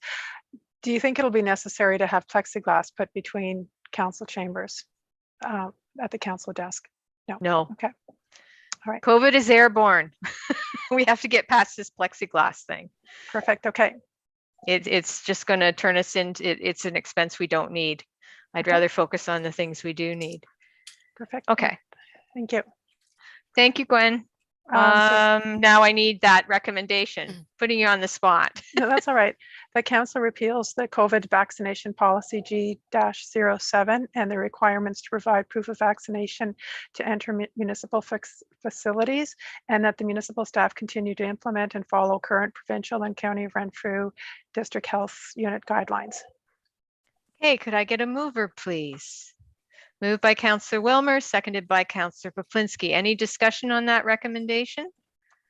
Seeing, Councillor Poplinski. My only concern is that are we still able to have testing ability for those that may want it? We ended up, good question. We ended up receiving the vaccination or the testing kits that we had ordered pre-Christmas, and we just got them last week. So we do have a lot of kits here, not a lot, but I would think about 300 kits that we have. So we do great. have kits available Super. for anybody that needs them. Okay, Thank you. so staff, anyone who gets sick will be able to test before they come back to work. Yes. We would be able to provide them with kits. Okay. Again, that would be voluntary though, would it not? Yes. Or is there a guide? It's so hard to keep up with the guidelines. Mm-hmm. Okay, well, so it is and it isn't. It is, you are supposed to do passive screening. So all staff, regardless, and that's through the province and through the Renfrew County District Health Unit, that all staff and any patrons that enter our facilities are supposed to do the screening. So if people aren't feeling well, they can get a kit before they come in. So it's kind of nice to know that we have the kits available if needed. Okay, no, that's great. It might help if we could do a short one pager on what the new rules are and give that out to staff, just so everyone's aware. Because I would anticipate there would still be masking in the municipal office when you're outside of your particular office and interacting with others. We have it's a pay week for us, and we can attach, so I will put a memo on with this pay so that staff knows that the bylaw or the policy has been repealed, and that what they should still be required to do before they enter or come to work. And that there are get rapid kits available. antigen tests available. Excellent. That would be great. Just keeping everybody informed. Maybe Gwen, you could just slip that out to council as well. So Sure. we've got it. Fantastic. Where am I at now? I got a mover and a seconder. Any further discussion? Seeing none, all those in favor? And that's carried. Okay. Now I do just want to check in with council about a date for a special council meeting for the CAO's performance appraisal, and I had sent out to you with the link for to do the survey. March 28th, 29th, 31st, or April 1st. Could I just get a quick consensus from council on a date? Is the 28th okay with everyone, or does anyone have a conflict? Are we all Sounds good okay. Are we good All on the good. 28th? Yep. Yeah, I think so. Okay, Yep. now just Yes. would we all be, Councillor Wilmer? Sorry. I have a library board meeting in the afternoon. On the 28th. Yeah. Okay, so it would be morning. Would be the best. How about the 29th? I have to connect with Delphi or Delphi. Sure, whatever. Anybody have a conflict on the 29th? Okay, No. so it's good. And maybe the 31st? Again, I don't know how easy it'll be to book. We're Yep. good on the 31st? Mhm. Okay, and how about the 1st? Any conflicts there? Nope. No. Not for me. All good. Okay, that gives me some dates that I can flip to them, and I'll confirm this with you as soon as possible. So we got it locked down. Sue? Just wondering if this would be an opportune time, the direction to have staff council trainings, staff. Yes. Would that, can I schedule that for the same day? Because it would only be an additional 40 Yes. minutes. Okay. Yes, we'll talk and we'll work it out so we can make it effective and get a lot of work done, okay? Perfect. Thank you. Okay, fantastic. Thank you. Bylaws. Was there anything else? Sorry, I looked down. Bylaws, bylaw 2022-17 regarding the appointment of Daniel Drevnock as Deputy Fire Chief for the South Fire Hall. The recommendation is that bylaw 2022-17 being a bylaw to appoint a deputy fire chief for the South Fire Hall for the Corporation of the Township of Madawaska Valley be given first and second reading this first day of March 2022. Could I get a mover? Moved by Councillor Poplinski, seconded by Councillor Bromwich. Any discussion on the bylaw? Seeing none, all those in favor? And that's carried. The recommendation is that bylaw 2022-17 be given third and final reading this first day of March 2022. Moved by Councillor Schulis, seconded by Councillor Wilmer. Any final discussion on the bylaw? Seeing none, all those in favor? And that's carried. All right, we have an in-camera session. The recommendation is that the meeting enter in-camera session to discuss matters pertaining to personal matters about an identifiable individual, including municipal or local board employees, a trade secret or scientific, technical, commercial, financial, or labor relations information supplied in confidence to the municipality or local board, which, if disclosed, could reasonably be expected to prejudice significantly the competitive position or interfere significantly with the contractual or other negotiations of a person, group of persons, or organizations. Ontario Municipal Act 2001, Chapter 25, Section 239, 2B and I, Ontario Municipal Act 2021. Number 1, regular council meeting minutes in camera, February 15th, 2022. Number 2 is the regular council meeting minutes in camera, human resources of February 15th, 2022. Number 3, group benefits renewal, Canada Life, April 1st, 2022. And number 4, group benefits report, treasurer, dated February 25th, 2022. Could I get a mover, please? Moved by Councillor Wilmer, seconded by Councillor Poplinski. All those in favor? And that's carried. Okay, I will wait till Gwen says we are in camera.